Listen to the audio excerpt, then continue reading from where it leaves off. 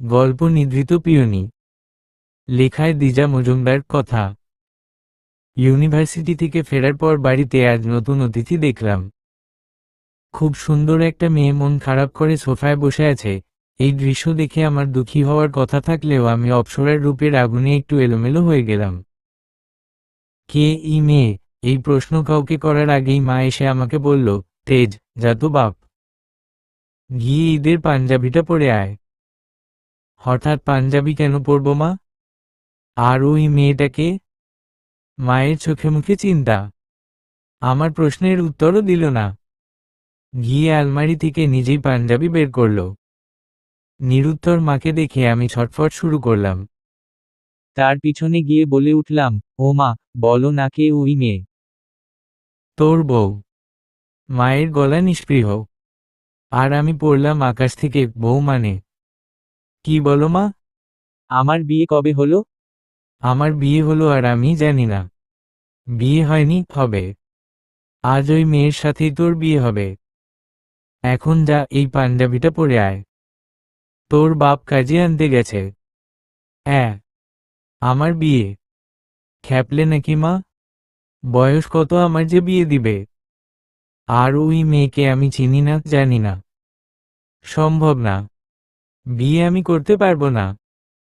এই কথা বলার পর 2 ঘন্টাও ফুরাতে পারেনি, আমার মা বাপ আর বোন মিলিয়ে ওই মেয়েকে আমার গলায় ঝুলিয়ে দিয়েছে। আমি হাজার ঝামেলা করেও বিয়ে নামক জেলখানা থেকে নিজেকে বাঁচাতে পারলাম না। সবচেয়ে সুন্দরী নারী আমার বিছানায় বাচ্চাদের মতো ঘুমিয়ে আছে, অথচ ওর সাথে আজকেই আমার প্রথম দেখা। আজই ওর সাথে আমার বিয়ে হলো। নাটকীয় এবং অপরিকল্পিত বিয়ে। বিকেলে বিয়ের কথা শুনে তো আমার বাপকে খুন করার মতো জেদ চেপেছিল মাথায়। না, আমার কোথাও কোনো মেয়ের সাথে চক্কর নেই, কিন্তু জীবনে ভালো কিছু করার স্বপ্ন বহু আগে থেকেই অন্তরে পুষে রেখেছিলাম। বিয়ে করলে জীবন ধ্বংস হয়ে যায়, এমন মনোভাব মস্তিষ্কে সেদিয়েছিল বলে বিয়ের নামে আমি এত হাইপার হয়েছিলাম। রাত 10টা। সোফায় ঝিম মেরে বসে আছি। এর মাঝে নিঃশব্দে আমার ঘরের দরজা খুলে গেল। মা আর সোনিয়া আপু খাবার নিয়ে আমার ঘরে ঢুকল। আমি তাদের দেখেও আগের মতোই বসে রইলাম। মা গেল ঘুমন্ত অপ্সরাকে তুলতে আর আপু এসে বসলো আমার পাশে। শুধালো, এখনো ফ্রেশ হওনি কেন? সোনিয়া আপু আমার 4 বছরের বড়, তাও তুমি সম্বোধন করা ছাড়তে পারেনি। অন্য সব ভাইবোনের মতো আমাদের বন্ডিং গভীর না বলে হয়তো সম্পর্কে ফাঁকফোকর রয়ে গেছে। তেজ নিজের নামের অপব্যবহার আর কত করবে? বিয়ে তো একদিন করতেই হতো, তাই না? আমি জবাব দিলাম না। হাত ভাঁজ করে বসে থেকে বিছানার দিকে তাকিয়ে রইলাম। সদ্য ঘুম থেকে উঠে বসা নববধূর মাথা থেকে ঘোমটা খসে পড়েছে। মেয়েটা ঘুম ভেঙে কেমন উদ্ভ্রান্তের মতো আচরণ করছে, বোধহয় নতুন জায়গা চিনতে ওর অসুবিধা হচ্ছে। আমি তোমাকে কিছু বলছি তেজ। সোনিয়া আপু বিরক্ত হলো। এদিকে রাগে ক্ষোভে আমার নিজেরও কথা বলতে ইচ্ছে করছে না, তবুও মুখ নাড়ালাম, বলো। তোমার কি পিয়নিকে পছন্দ হয়নি? আপু খুব নিঃস্বরে কথা বলছে।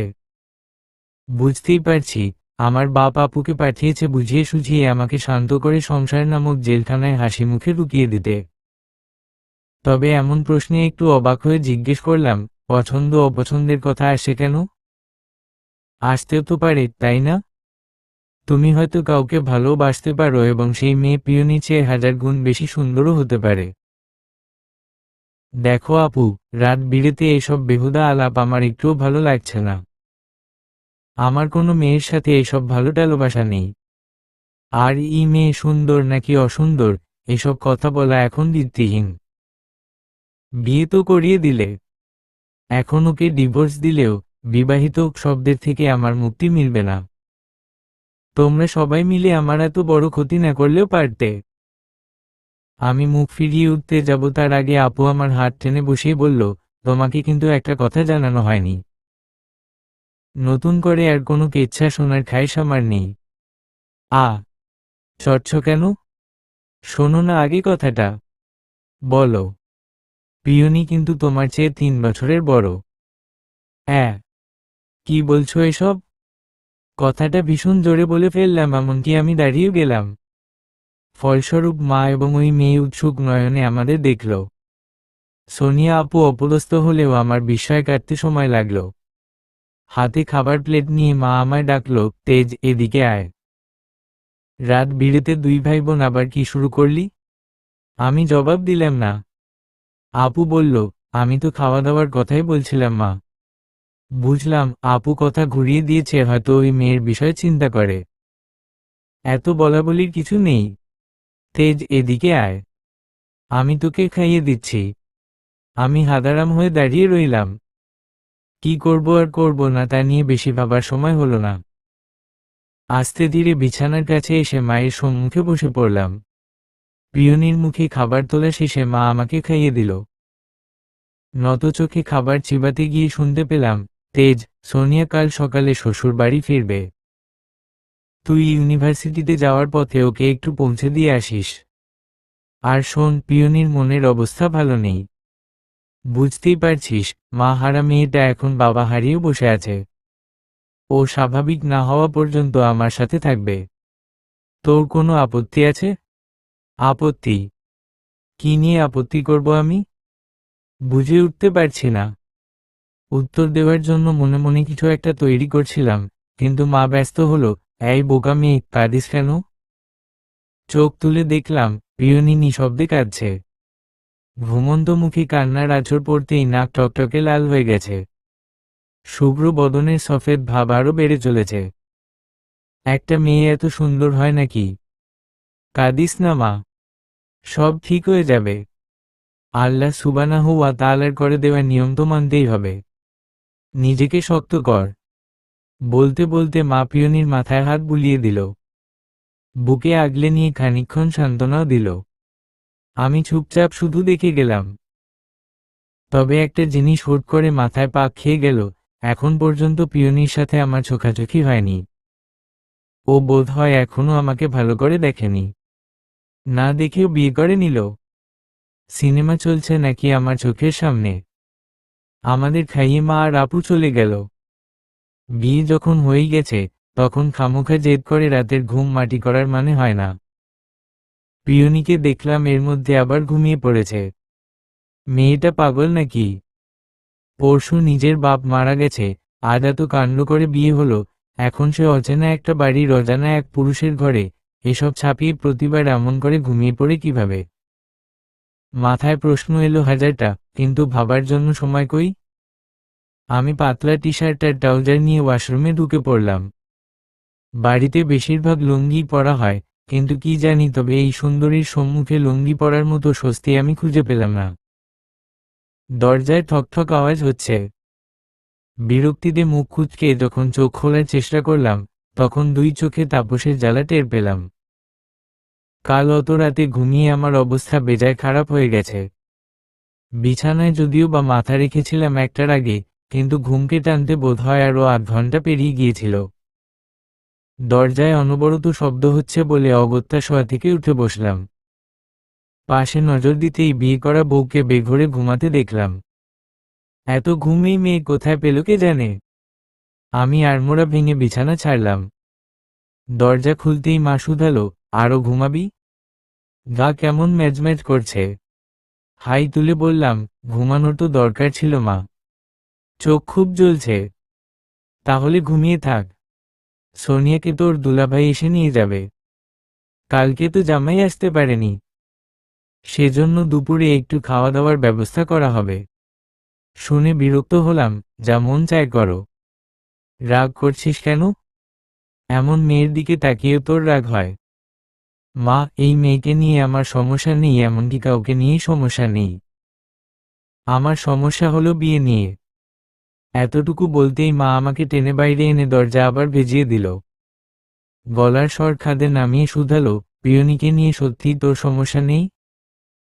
মায়ের চোখে মুখে বিস্ময়, কিন্তু প্রশ্নের ইঙ্গিত ঠিক ধরতে পারছি না। সতর্ক গলায় শুধালাম, কি বলতে চাইছো তুমি? তেমন কিছুই না, তবে ওকে নিয়ে তোর সমস্যা নেই শুনে ভালো লাগলো। আস্তে ধীরে দেখবি, বিয়ে নিয়েও আর কোনো সমস্যা হচ্ছে না। এতক্ষণে বিষয়টা বুঝতে পারলাম। মাকে সংশোধন করতে বললাম, মা, তুমি আমাকে ভুল বুঝছো। সমস্যা নেই বলতে কি আমি ওকে বউ হিসাবে মেনে নিয়েছি? তাছাড়া এই মেয়ে আমার চেয়ে 3 বছরের বড়। এটা এটা আমি না জানলেও তো তোমরা জানতে, তাই না? আমাকে একটাবার বললে না কেন? নিজের চেয়ে বয়সে বড় মেয়েকে বিয়ে করা কি অন্যায়?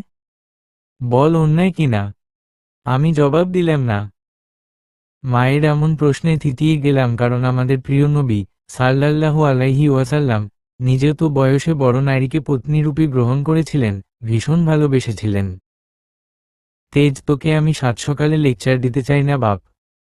তবে 1 মাস হোক কিংবা 1 বছর পর, তুই ঠিকই বুঝতে পারবি পিয়নির সাথে তোকে বিয়ে দিয়ে আমরা তোর জীবন নষ্ট করে দিইনি। তুই ক্যারিয়ারে ফোকাস করতে চাইছিস তো? ঠিক আছে, পড়াশোনা শেষ না করা অবধি, এমনকি তুই নিজের পায়ে না দাঁড়ানো অবধি পিয়নিকে আমি আমার বুকে আগলে রাখব। ও ঘুম থেকে উঠলেই আমি ওকে সোনিয়ার ঘরে পাঠানোর ব্যবস্থা করছি। কিন্তু আমায় একটা কথা দে, তুই ওকে একটুও দুঃখ দিবি না, একটুও বুঝতে দিবি না যে তুই এই বিয়ে নিয়ে বিরক্ত। মায়ের এত সব কথা শুনে নিজেকে কেমন স্বার্থপর লাগছে। একটা অনাথ অসহায় মেয়ের অবস্থাকে বড় করে না দেখে আমি খালি নিজের দিকটাই চিন্তা করছি। আমি সত্যিই স্বার্থপর, তাই তো এখনো মিনমিনে গলায় শুধালাম, ও আপত্তি করবে না তো? পিয়নি অসহায় বলে আমাদের সিদ্ধান্ত মেনে নিয়েছে এমনটা ভাবছিস? না রে, মেয়েটা তোর বাপকে শ্রদ্ধা করে, তাই নিজের পিতৃসম আঙ্কেলের কথায় টুশব্দ না করে, এমনকি 2 দিন আগে বাপ মারা যাওয়া সত্ত্বেও গতকালই তোকে স্বামী হিসাবে কবুল করেছে। তবে ভাবিস না, ওই মেয়ে কখনোই তোকে বিরক্ত করবে না, স্ত্রীর অধিকারও চাইতে যাবে না। শুনে অবাক লাগলো আমার। শুধালাম, তুমি এত শিওর হয়ে কিভাবে বলছো মা? একদিনের দেখায়। মা হাসল, কেমন রহস্য ঘেরা সেই হাসি। হাসছো কেন মা? প্রশ্ন করে আমি শুকনো ঢোক গিললাম। কেমন অস্বস্তিও হচ্ছে আমার। নিজের অজান্তে অনেক ষড়যন্ত্র চলছে বলে মনে হচ্ছে। ও যখন মায়ের নাড়িছেড়া হয়, তখন সবার আগে আমার বুকে ঠাঁই নিয়েছিল। সোনিয়ার বয়স তখন সবে 1 বছর ছিল। ওই অবস্থায় আমি আর তোর বাবা হাসপাতালে যাই। পিয়নির বাবা কি শুধু তোর বাবার বন্ধু ছিল? আরে তোরা কিছু জানিস না। 3 দিন আগে আমার মা আরও কিছু বলতে চাইছিল, কিন্তু বাবার ডাক শোনা গেল, আফরোজা শোন, তোর বাবা ডাকছে। যা বললাম তা আপাতত মাথায় রাখিস। পরিস্থিতি স্বাভাবিক হলে এরপর তোকে সব বলবো। এখন ঘুমাতে চাইলে যা। আমিও গেলাম। মা ব্যস্ত ভঙ্গিতে চলে গেল। আমি ঝিম মেরে কতক্ষণ দাঁড়িয়ে থেকে রুমে এলাম। নিঃশব্দে দরজা ভেজিয়ে পিছনে ফিরতেই গোঙানির মতো শুনলাম। বিছানায় চোখ পড়তেই দেখলাম পিয়নি ঘুমের ঘোরে গা থেকে কাঁথা ফেলে দিচ্ছে। আমি বিছানার কাছে এলাম। থমকে দাঁড়িয়ে ওকে আপাদমস্তক দেখলাম। মেয়েটা মারাত্মক সুন্দর, এটা কেউ অস্বীকার করতে পারবে না। বেনি করা চুল বিছানায় সাপের মতো পড়ে আছে। বেশ লম্বা, তবে একটু লালচে রঙের। ওর মুখটা ডান পাশে ফেরানো বলে নজরে এলো না। গায়ের শাড়ি অবিন্যস্ত।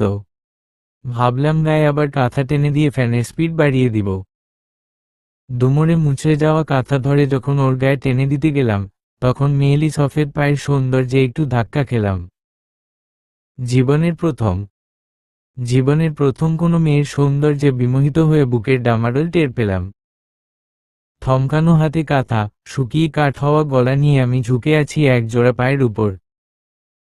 এমন পরিস্থিতিতে জীবনের কতগুলো সেকেন্ড খরচ হলো টের পেলাম না। তবে আচমকা পা দুটো সরে গেল, আমিও নড়েচড়ে উঠলাম। তাকিয়ে দেখি পিয়নি জেগে উঠে নত মস্তকে খুব দ্রুত নিজেকে গুছিয়ে নিল। সদ্য ঘুম ভাঙা মুখে ঘামের শিশির বিন্দু চিকচিক করছে। কাপা হাতে ও নিজের চুল কানে গুজে মাথার ঘুমটা তুলতেই আমি নিজ দেহের সমস্ত চাঞ্চল্যের গলা টিপে শক্ত হলাম। স্পষ্ট করে ঢোক গিলে শুধালাম, ফ্যানের স্পিড আমি বাড়িয়ে দিচ্ছি। আপনি কাঁথা টেনে শুয়ে পড়ুন। আরও ঘুমাবেন তো? ও নিঃশব্দে না বোধক মাথা নাড়াল। তাহলে ফ্রেশ হয়ে নিন, আমি আপু বা মাকে ডেকে দিচ্ছি।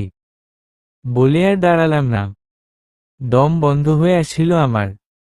বাইরে এসে দরজা আটকে পিঠ ঠেকিয়ে গা ছেড়ে দিলাম। এতক্ষণ ধরে চেপে রাখা ঝোড়ো শ্বাস-প্রশ্বাস ছেড়ে ছুড়ে বলে উঠলাম, ড্যাম। সকালে নাস্তা করার পর আমি ঘন্টা 2 জন্য আবার ঘুমানোর চিন্তা করেছিলাম, কিন্তু মা বাদ সাধল। বলল, অবেলায় আর ঘুমিয়ে কাজ নেই। পিয়নির জিনিসপত্র সোনিয়ার রুমে রেখে সেগুলো গোছানোর ব্যবস্থা কর। আর জানালা, বারান্দায় পর্দা লাগানোর বন্দোবস্ত করবি। পর্দা? হঠাৎ আপুর রুমে পর্দা কেন? পিয়নি ধার্মিক মেয়ে।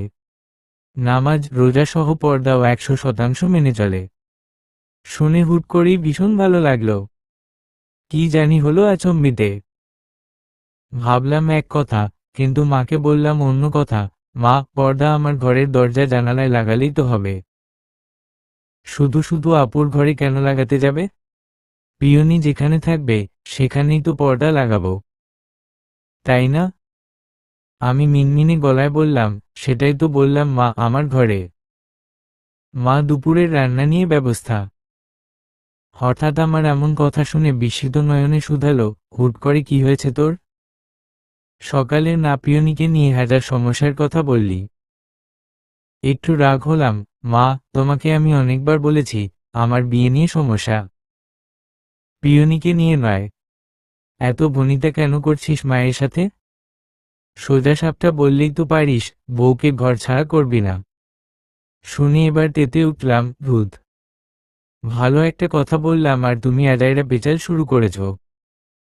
একে তো 3 বছরের বড় এক বুড়িকে জোর করে গলায় ঝোলালে, আবার এখন বউ বউ নেকামি শুরু করেছ। মাও রেগে গেল। তেজ, রান্নার সময় আমার সাথে খবরদার ঝামেলা করবি না। যা বললাম গিয়ে সেটা কর। পিয়নির জিনিসপত্র সোনিয়ার রুমে রেখে পর্দার ব্যবস্থা কর। বললাম তো মা, পর্দা উঠলে আমার ঘরে উঠবে, নয়তো অন্য কোথাও না। বলে আমি হনহনিয়ে রান্নাঘর ছেড়ে নিজের ঘরে চলে এলাম। পিয়নিকে সোনিয়া আপু কী সব বুঝিয়ে বেরিয়েই যাচ্ছিল, কিন্তু থেমে আমাকে জিজ্ঞেস করল, বিকাল পর্যন্ত ও তোমার ঘরেই থাকুক? সমস্যা নেই তো। আমি রাগে ফোঁস করে বললাম, মায়ের কাছে যাও। থাকা না থাকার বিষয়ে আমি মাকে বলে এসেছি। তেজ, তুমি কি? আপু প্লিজ যাও তো। একটু শক্ত গলায় কথা বলতেই আপু বেরিয়ে গেল। আমি জোরে জোরে নিঃশ্বাস ফেলে নিজেকে শান্ত করতে যৎসামান্য পায়চারিও করলাম। এরপর ধীরে সুস্থে বিছানার উপর এসে বসলাম। পিয়নি জড়োসড়ো হয়ে বসে আছে। একটু সময় নিয়ে আমি ওকে শুধালাম, আপনার কি আমাকে অসহ্য লাগছে? শুনেও চমকে উঠল আর প্রথমবারের মতো আমার চোখে চোখ রাখল। বিস্ময়ে ফেটে পড়া একজোড়া চোখ, আতঙ্কে কাঁপতে থাকা অধরে ব্যর্থতার প্রলেপ, এমন সুন্দর দৃশ্যে আমার জিততে লাগলো ঘোর। বিভোর মন, ফাঁকা মস্তিষ্ক আর লাগামহীন মুখে আমার তবুও শব্দ উঠল, আমি আমার 20 বছরের জীবনে আপনার মতো সুন্দর মেয়ে কখনো দেখিনি। আমিও সুন্দর, লম্বা, ফর্সা। জিমও করি, কিন্তু 6 প্যাক খুব একটা হয় না। আপনার কি আমাকে একটুও পছন্দ হয়নি? পিয়নির ফর্সা মুখে নিমিষেই আলতা রাঙা বিকাল ভেসে উঠল। অতি দ্রুত ও চোখ নামিয়ে নিজের মনের ছটফটানির সাথে দ্বন্দ্বে নামল। হুঁশ ফিরল আমার। নিজেকে ভর্ৎসনা করে সংশোধন করলাম, সরি। হুট করে কিসব বলে ফেললাম। আসলে আসলে আমার মেয়েদের সাথে কথা বলার ইতিহাস একদমই নেই। আপনি বিশ্বাস করছেন তো? আমি কিন্তু আমি কিন্তু আপনাকে পটানোর চেষ্টা করছি না। পিয়নি নিশ্চুপ, সুন্দর চোখ জোড়ায় চঞ্চলতার শব্দহীন ঝর্ণা, কোলের উপর রাখা দুটো হাত অহেতুক কচলাতে ব্যস্ত, সবই আমার নজরে এলো। অস্বস্তিতে ফেলা ওর প্রতিটি নিঃশ্বাসও যেন আমি স্পষ্ট শুনতে পেলাম। আপনি কি রাগ করলেন? আমি অন্যভাবে কিছু বলিনি। প্লিজ কথা বলুন। আমি একটু ব্যস্ত ভঙ্গিতে অনুরোধ করতেই পিয়নি চোখ তুলে তাকালো। এরপর আস্তে ধীরে বিছানা থেকে নামতে লাগলো। এই, আরে চললেন কোথায়? শুনুন প্লিজ, মা আর আপুকে কিছু বলবেন না। আই প্রমিজ আপনাকে আর এসব উল্টোপাল্টা কথা বলবো না। আরও কত কি বললাম, কিন্তু কাজ হলো না। পিয়নি গিয়ে আমার পড়ার টেবিলে চেয়ার নিয়ে বসল। খাতা কলমে টেনে নিয়ে বেশ সময় ধরে কি সব লিখে আমার কাছে এলো। কাগজটা বাড়িয়ে দিয়ে আবার বিছানার জায়গা বুঝে নিল। হতভম্ব আমি ওকে দেখে নিয়ে কাগজ পড়তে শুরু করলাম। আসসালামু আলাইকুম ওয়া রহমাতুল্লাহি ওয়া বারাকাতুহু। কেমন আছেন? হয়তো ভালো না। আপনার সাথে প্রথম দেখা এমন করে হবে সেটা আমি স্বপ্নেও ভাবিনি। খুব আশা ছিল আমার বিয়ের প্রস্তাব আমি নিজে আপনাকে দিব, কিন্তু তা আর হয়নি। আপনি হয়তো জানেন না, তবে আমাদের বিয়ে ঠিক হয়েছিল আমাদেরও জন্মের আগে। অবাক হচ্ছেন? হওয়ারই কথা। আমি নিজেও তো অবাক হয়েছিলাম, কারণ এটা কিভাবে সম্ভব। সোনিয়া আপু যখন মায়ের গর্ভে ছিল, সেই সময়ই আমার বাবা আর আপনার বাবা স্থির করেন, সিদ্ধান্ত নেন বন্ধুকে আত্মীয় করে নিবেন। সেই সময় তো চিকিৎসা ব্যবস্থা এত উন্নত ছিল না, তাই তারা ভাবতে পারেনি ছেলে নয় মেয়ের জন্ম হতে চলেছে। তবে আমার বাবা সোনিয়া আপুকে পুত্রবধূ হিসাবে আগাম ঘোষণা করে বলেছিল, যদি আমার কোনো ভাই হয় আর সে সোনিয়া আপুর ছোট হলেও তিনি তাকে বাড়ির বউ করবেন। কিন্তু আল্লাহ সুবহানাহু ওয়া তাআলা দ্বিতীয়বারও সহায় হননি, কারণ তখন আমার জন্ম হলো। দুই বন্ধু আশা ছেড়ে দিয়েছিল প্রায় তখনই আপনার জন্ম হলো, আর আমার বাবা সদ্য জন্ম নেওয়া আপনাকে কোলে নিয়ে ঘোষণা করেছিল, বড় হলে আপনিই তার মেয়ের। আমি অষ্টম শ্রেণীতে পড়াকালীন আমার জন্য বিয়ের সম্বোধন আসতে শুরু করে। বাবা আমাকে না পড়িয়ে বিয়ে দিতে চান না, কিন্তু মেয়ে তো যৌবনে পা রাখবে। কোনো না কোনো ছেলেকে হয়তো পছন্দ করে প্রেম করার ভুলও করতে পারে। আমার বাবা ঝুঁকি নিতে চাননি, তাই আমাকে আপনার ছবি দেখিয়ে আমাদের বিয়ের কথা সব জানিয়েছিল। আমি আমি আপনার ছবি দেখে দেখেই বড় হয়েছি। আপনি জানেন না, কিন্তু আমি আপনাকে ছোটবেলা থেকেই পছন্দ করি। বিয়ে সাধারণ জিনিস নয়, এখানে দায়িত্ব নিতে হয়, সারা জীবন একসাথে বেঁচে থাকার সিদ্ধান্ত নিতে হয়, এমনকি গোটা জীবন একে অপরের খেয়াল রাখার মতো মন মানসিকতাও থাকতে হয়। সেজন্য বলছি, আপনি পড়াশোনা শেষ না করা অবধি ভাবুন, আমার সাথে হঠাৎ করে হওয়া এই বিয়েকে আপনি মন থেকে কবুল করবেন কিনা। যদি আপত্তি থাকে, আমি আল্লাহ সুবহানাহু ওয়া তাআলার নাম করে বলছি, হাসি মুখে এই বাড়ি ছেড়ে চলে যাব। কোনোদিন আপনার মুখোমুখি হব না ইনশাআল্লাহ। পুরো লেখা পড়ে আমি থমকে গেলাম। বিস্ফোরণ হয়ে যাওয়া মস্তিষ্ক নিয়ে যখন পিয়নিকে দেখলাম, তখন ওর নজর আমার উপরেই পেলাম। নিজেকে সর্বহারা মনে হচ্ছে। এমতাবস্থায় আমি ওকে শুধালাম, এত কিছু আমাকে বলা হয়নি কেন? আমি কোনো কিছুই জানতে পারিনি কেন? আর আর আপনি মুখে না বলে এসব লিখে দিলেন কেন? শুনে পিয়নি আরও একটা কাগজ এগিয়ে দিল।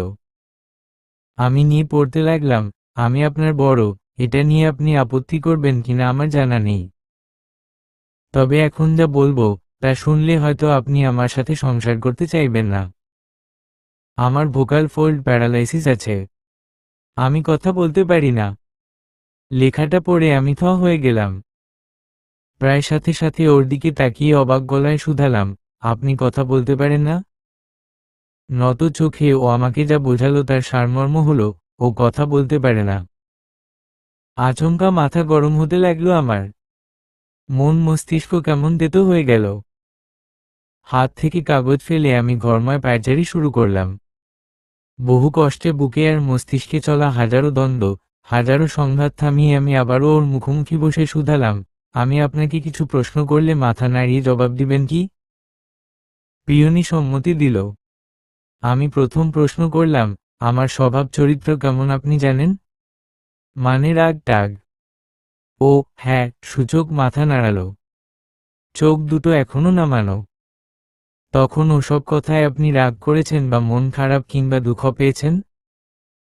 একটু সময় নিয়ে পিয়নি না বোঝালো। লাস্ট কোশ্চেন, আমি প্রতিষ্ঠিত না হওয়া অবধি আপনার কি এই ঘরটা আমার সাথে শেয়ার করতে আপত্তি হবে? আই অ্যাম সরি বাট এমন বিনা নোটিশে বিয়ে আমি মানতে পারছি না। তবে আপনাকে আমার ভীষণ পছন্দ হয়েছে। শুনে চমকে তাকালো পিয়নি আর তাকিয়েই রইল। বিস্ময় ওর চোখজোড়া যে কি সুন্দরী না হয়ে উঠল। আপনি আমাকে বিশ্বাস করতে পারেন। আমি আমি আপনাকে একটুও বিরক্ত করব না। দুজনে মিলে হাফ হাফ করে সবকিছু শেয়ার করব। তবে একটা কথা, আমাকে প্লিজ আপনার সিক্রেট হেয়ার কেয়ার শেয়ার করতে হবে। ইদানিং পড়ার চাপে অল্প অল্প চুল পড়ছে। পিয়নি হেসে ফেলল, চোখ নামিয়ে হাসি চাপা দেওয়ার চেষ্টা করল। মুহূর্তেই ওর মেধহীন গালে আর সরু নাকে রক্ত জমে উঠল। কি যে ভালো লাগলো ওর লজ্জা মাখানো হাসি। মুগ্ধ চিত্তে আমি কিছুকাল ওকে দেখে নিয়ে শান্ত গলায় শুধালাম, তাহলে আপনার জিনিসপত্র এই ঘরেই রাখার ব্যবস্থা করি? ভারী চোখে তাকিয়ে পিয়নি ডান দিকে ঘাড় কাত করল। সামান্য এই সম্মতিতে কখন আমার ঠোঁটের ডগায় হাসি ফুটল তা আমার অবচেতন মন টেরও পেল না।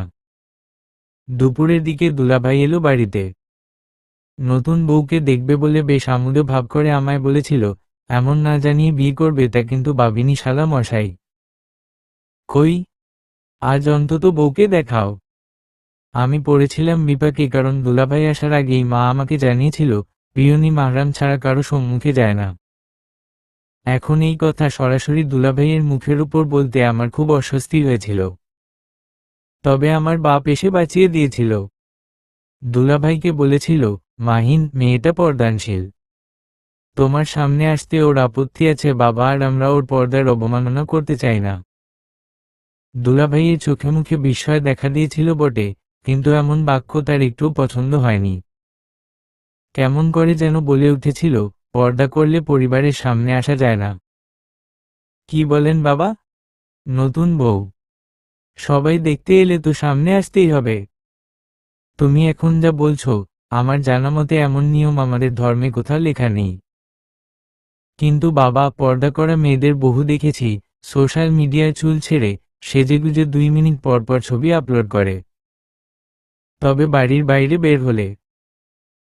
দুলাভাইয়ের এমন কথা শুনে আমার নিজের মেজাজ বহুত খারাপ হয়ে গিয়েছিল। নেহাত বোনের জামাই বলে নিজেকে সংযত করে রেখেছিলাম, কিন্তু বাবা ঠিকই জবাব দিয়েছিল, সবাইকে এক পাল্লায় মাপা ছেড়ে দাও মাহিন। তুমি আমার মেয়ের জামাই বলে আমার বন্ধুর মেয়ে যে কিনা এখন আমার ঘরের সম্মান, তাকে নিয়ে যাতা বললে আমি মোটেও বরদাস্ত করব না। ভবিষ্যতে এসব প্রসঙ্গে কথায় যাওয়ার আগে মনে রেখো, যার দিকে আঙুল তুলছ তার দিকে তাকানোর যোগ্যতা তোমার আছে কিনা। বাবার কড়া কথা শুনে দুলাভাই নতুন করে আর কিছু বলার সুযোগ পায়নি। তবে তার চোখে মুখে অপমানের আগুন দাউ দাউ করে জ্বলতে দেখেছি। শুধু তাই নয়, দুপুরে খাওয়া দাওয়ার পর সোনিয়া আপু আর থাকার সুযোগ পায়নি, কারণ অপমানে জর্জরিত আমার দুলাভাই তাকে নিয়ে এক প্রকার পালিয়ে গেছে। মধ্যাহ্ন ভোজের পর মা আচমকাই আমাকে বাজারের ফর্দ ধরিয়ে বলল, এগুলো সব নিয়ে আসবি, আর দেরি করবি না। জীবনে বাজারের না করা আমি এত বড় লিস্ট দেখে অবাকই হলাম। বড় বড় চোখে মাকে গোটা কয়েক সেকেন্ড দেখে শুধালাম, মা, আমাকে তো আগে এমন বাজারে পাঠানি। হঠাৎ আজকে কেন? আগে তো তোর বিয়ে হয়নি। মায়ের কোলে পিঠে আহ্লাদে বড় হয়েছিস, কিন্তু এখন তো সেসব চলবে না বাপ। মায়ের আঁচলে মুখ গোজা ছেলে, লোকে তোকে এই পরিহাস করুক, আমি চাই না। মা আরও অনেক কিছুই বলেছিল, কিন্তু সব কেমন এলোমেলো লাগছিল আমার। তবে বুঝতে পারছিলাম, অপরিকল্পিত বিয়ে হোক আর যাই হোক, এই বিয়ে আমার জীবনের ঘড়িকে উল্টো পথে দৌড় করিয়ে ছাড়বে। ঘণ্টাখানেকের ব্যবধানে আমি বাজার থেকে ফিরলাম।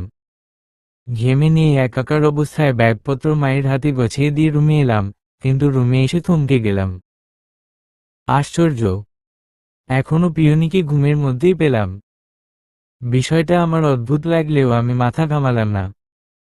চটপট ফ্রেশ হয়ে নিলাম, কিন্তু গামছায় মুখ মুছতে গিয়ে নিজের চেনা রুমকে কেমন যেন অচেনা মনে হলো। জিনিসপত্র সবকিছু চকচকে আর গোছানো।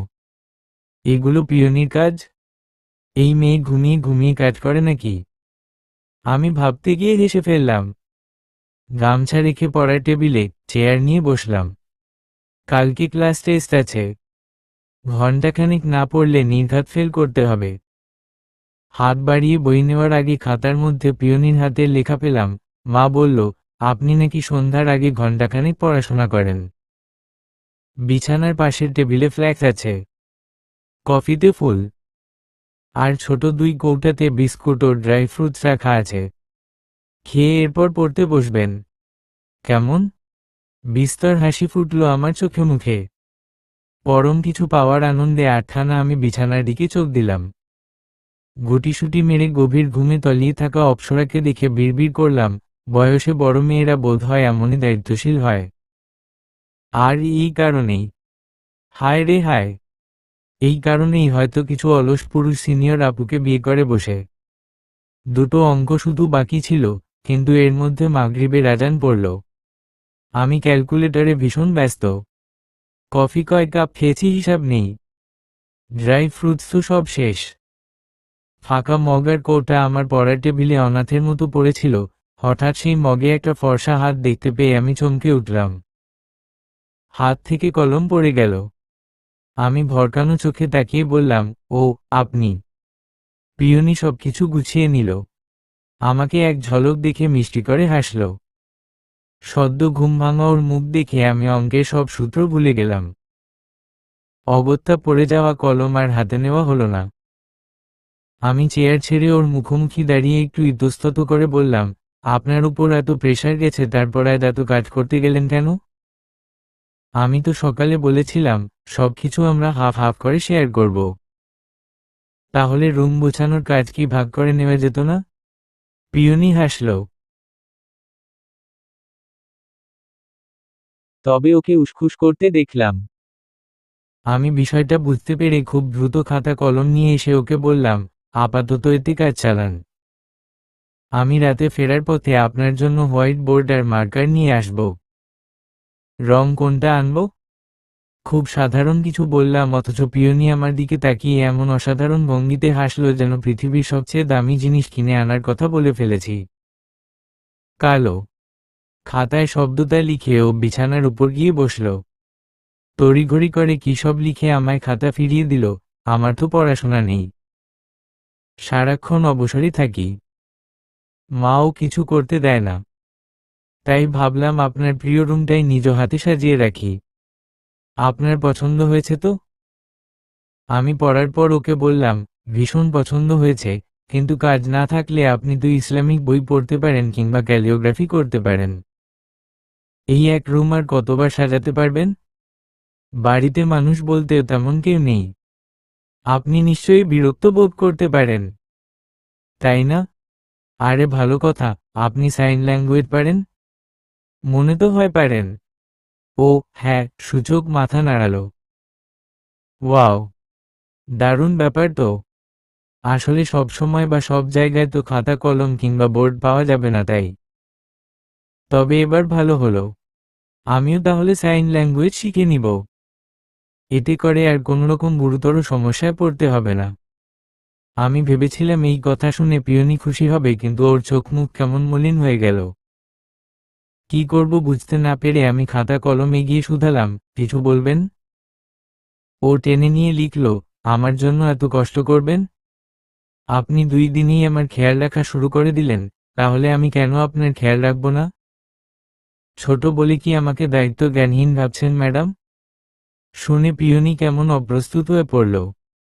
যেই সুন্দর চোখে এতক্ষণ যাবৎ বিষয়ের কালো মেঘ ছিল, এখন সেই চোখে লজ্জার রিমঝিম বৃষ্টি শুরু হলো। ওর লজ্জা মাখানো নিষ্পলক চোখের কোটরে আমি আচম্বিতে রবি ঠাকুরের লেখা দুটো লাইন খুঁজে পেলাম। প্রহরশেষের আলোয় রাঙা সেদিন চৈত্র মাস, তোমার চোখে দেখেছিলাম আমার সর্বনাশ। নামাজের প্রতি আমি আলহামদুলিল্লাহ সিরিয়াস ছিলাম, কিন্তু মসজিদে নামাজ আদায় তেমন করে হতো না। আজ অনেকটা জোর করে এশারের নামাজ মসজিদে পড়ে বের হলাম। এখন একটু লাইব্রেরি পড়তে যেতে হবে। পিয়নির জন্য বোর্ড মার্কার আর আমার জন্য গোটা কয়েক রঙিন কলম কিনতে হবে। রিক্সা ধরে 10 মিনিটে লাইব্রেরি পড়তে এসে পড়লাম। একটু ভিড় ঠেলে জিনিসপত্র কিনতে হলো। তবে এই ঠেলাঠেলি আজ মেজাজ খারাপ করেনি, উল্টো বারবার আমার চোখের তারায় সুন্দর একটা মুখ ভেসে উঠে আমাকে স্বস্তি দিচ্ছিল। পথ চলতে গিয়ে আচমকা ধাক্কা লাগলো।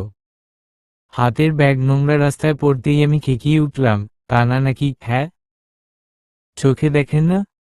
সরি ভাই, আমি আসলে। বলতে বলতে লোকটা খুব দ্রুত সরে গেল। আমি ঝুঁকে জিনিসপত্র কুড়িয়ে নিয়ে যখন সোজা হলাম, তখন আরও একজনের সাথে ধাক্কা লাগলো। এবারের ধাক্কায় জিনিসপত্র পড়ে না গেলেও আমি একদম ঘুরে গেলাম। লোকটা তড়িৎ গতিতে হাঁটতে গিয়ে আমার দিকে একবার ফিরল, কিন্তু সরু চোখে তাকে দেখে লাভ হলো না। কালো কাপড়ে মুখ ঢাকা, চেনার বা চিনে রাখার কোনো উপায় নেই, এমনকি আমি তার উপর চড়াও হওয়ার সুযোগও পেলাম না। সবকিছু এত দ্রুত হলো যে তাল খুঁজতে গিয়ে আমি বেতাল হলাম। ঘাত দিল মুড়োটাই নষ্ট করে। কত কি প্ল্যান করলাম, অথচ এখন ভোঁতা মুখে বাড়ি ফিরতে হবে। আমার রাতে মাটি করে দিল।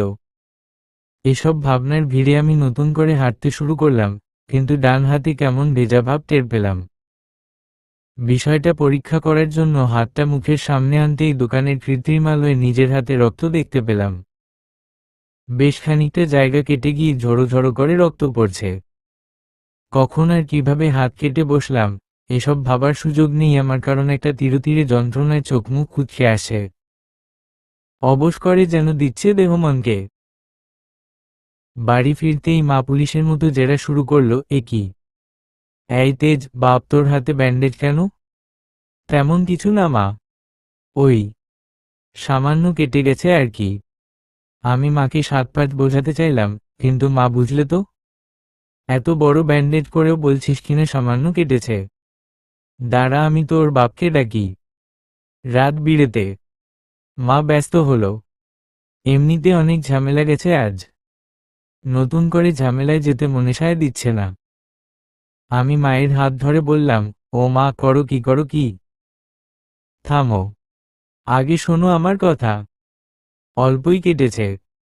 আমি টের পাওয়ার পর ডাক্তারের কাছে গিয়ে ব্যান্ডেজ করিয়ে এটিএস নিয়েছি। ডাক্তার বলে দিয়েছে তেমন সিরিয়াস কিছু না। এত কিছু বলার পরও মামলিন মুখে আর সন্দেহী চোখে আমায় দেখতে লাগলো। আমি হেসে আবার বোঝাতে লাগলাম, মিসেস আফরোজা, আপনার ছেলের সত্যিই কিছু হয়নি। এই অধমকে বিশ্বাস করুন বেগম সাহেবা। বেয়াদব ছেলে। মাকে নাম ধরে ডাকছিস? মা হেসে ফেলল। আমায় হালকা হাতে চাটিও মারল। আমি ব্যথা পাওয়ার মিথ্যা ভং করে বললাম, মারো কেন? মিথ্যা কিছু বলেছি? বেগম সাহেবা আমার মা হলো কোথায়? মিসেস আফরোজা তো আমার একমাত্র মেয়ে। আমাকে বাপ বলে ডাকে না? হয়েছে, রাত বিরেতে আর এত মায়া দেখাতে হবে না। ঘরে যা। পিয়নিকে একা রেখে এত বাইরে কেন থাকিস? ওর সাথে তো কথা টথা বলতে পারিস, একটু মিশতে পারিস।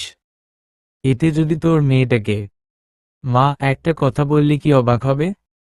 আমি লজ্জিত মুখে প্রশ্ন করতেই মা কৌতূহলী হলো, না, কিন্তু কি কথা? ওর সাথে আমার একটু একটু খাতির হয়ে গেছে। শুনে মা অবাক খুশি হলো, তাই নাকি? বিকালে অবশ্য তোর জন্য কফি বানালো, আরও কি কি সব করলো।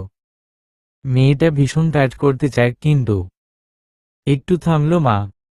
কিছু একটা মনে পড়তেই শুধালো, ও যে কথা বলতে পারে না, এটা তুই জানিস? জানবো না কেন? মায়ের মুখ মলিন হলো, বাপ, তুই কি আমাদের উপর অভিমান বা রাগ করছিস? মানে তোর বাবা তোকে না জানিয়ে পিয়নিকে? মা, রাগ অভিমান তো আছে। তোমায় মিথ্যা বলবো না। আমি আমি এভাবে বিয়ে করতে চাইনি, আর না এত তাড়াতাড়ি। তবে আগেও বলেছি আর এখনো বলছি, পিয়নিকে নিয়ে আমার কোনো সমস্যা নেই। শুনে মা আবেগে ভিজে গিয়ে দুই হাতে আমার মুখ আগলে নিল। কপালে মায়ের ভালোবাসা একে বলল, আমার বিশ্বাস ছিল বাপ, তুই আমার যোগ্য সন্তান। কোনোদিনও ওই মেয়েকে অপছন্দ করবি না। এখন যা, ফ্রেশ হয়ে নে। তোর রাতের খাবার তোর ঘরেই আছে। পিয়নি নিজে এসে বেড়ে নিয়ে গেছে। মায়ের থেকে বিদায় নিয়ে আমি রুমে এলাম। পিয়নিকে বিছানার উপর ব্যস্ত দেখলাম। কি সব জিনিসপত্র নিয়ে ও মশগুল ছিল, কিন্তু আমাকে দেখে তড়িঘড়ি করে নেমে এলো। আমি হাতের ব্যাগ এগিয়ে দিয়ে বললাম, এতে আপনার জন্য বোর্ডার মার্কার আছে। বোর্ড ছোট সাইজেরই এনেছি। ও খুশি হয়ে ব্যাগ স্পর্শ করতে যাবে তার আগেই ওর সফেদ বদনে মেঘ ঘনিয়ে এলো। ব্যাগ ফেলে আমার ব্যান্ডেজ করে ডান হাত দুই হাত আগলে নিয়ে প্রশ্ন মাখানো দৃষ্টি দিল। মা, বোন আর নার্স বাদে যৌবনমুখর এই জীবনে প্রথমবার আমার দেহ নারীর স্পর্শ পেল। হালাল স্পর্শে আমার অনুভূতি এখন কেমন তা ব্যাখ্যা করতে অপারগামী। শুধু জানি, মন মস্তিষ্ক কাজ করতে ভুলে গেছে, বুকের ভেতর থাকা ছোট্ট যন্ত্র ক্ষণিকের জন্য থেমে গিয়ে এখন বুলেট স্পিডে ছুটছে।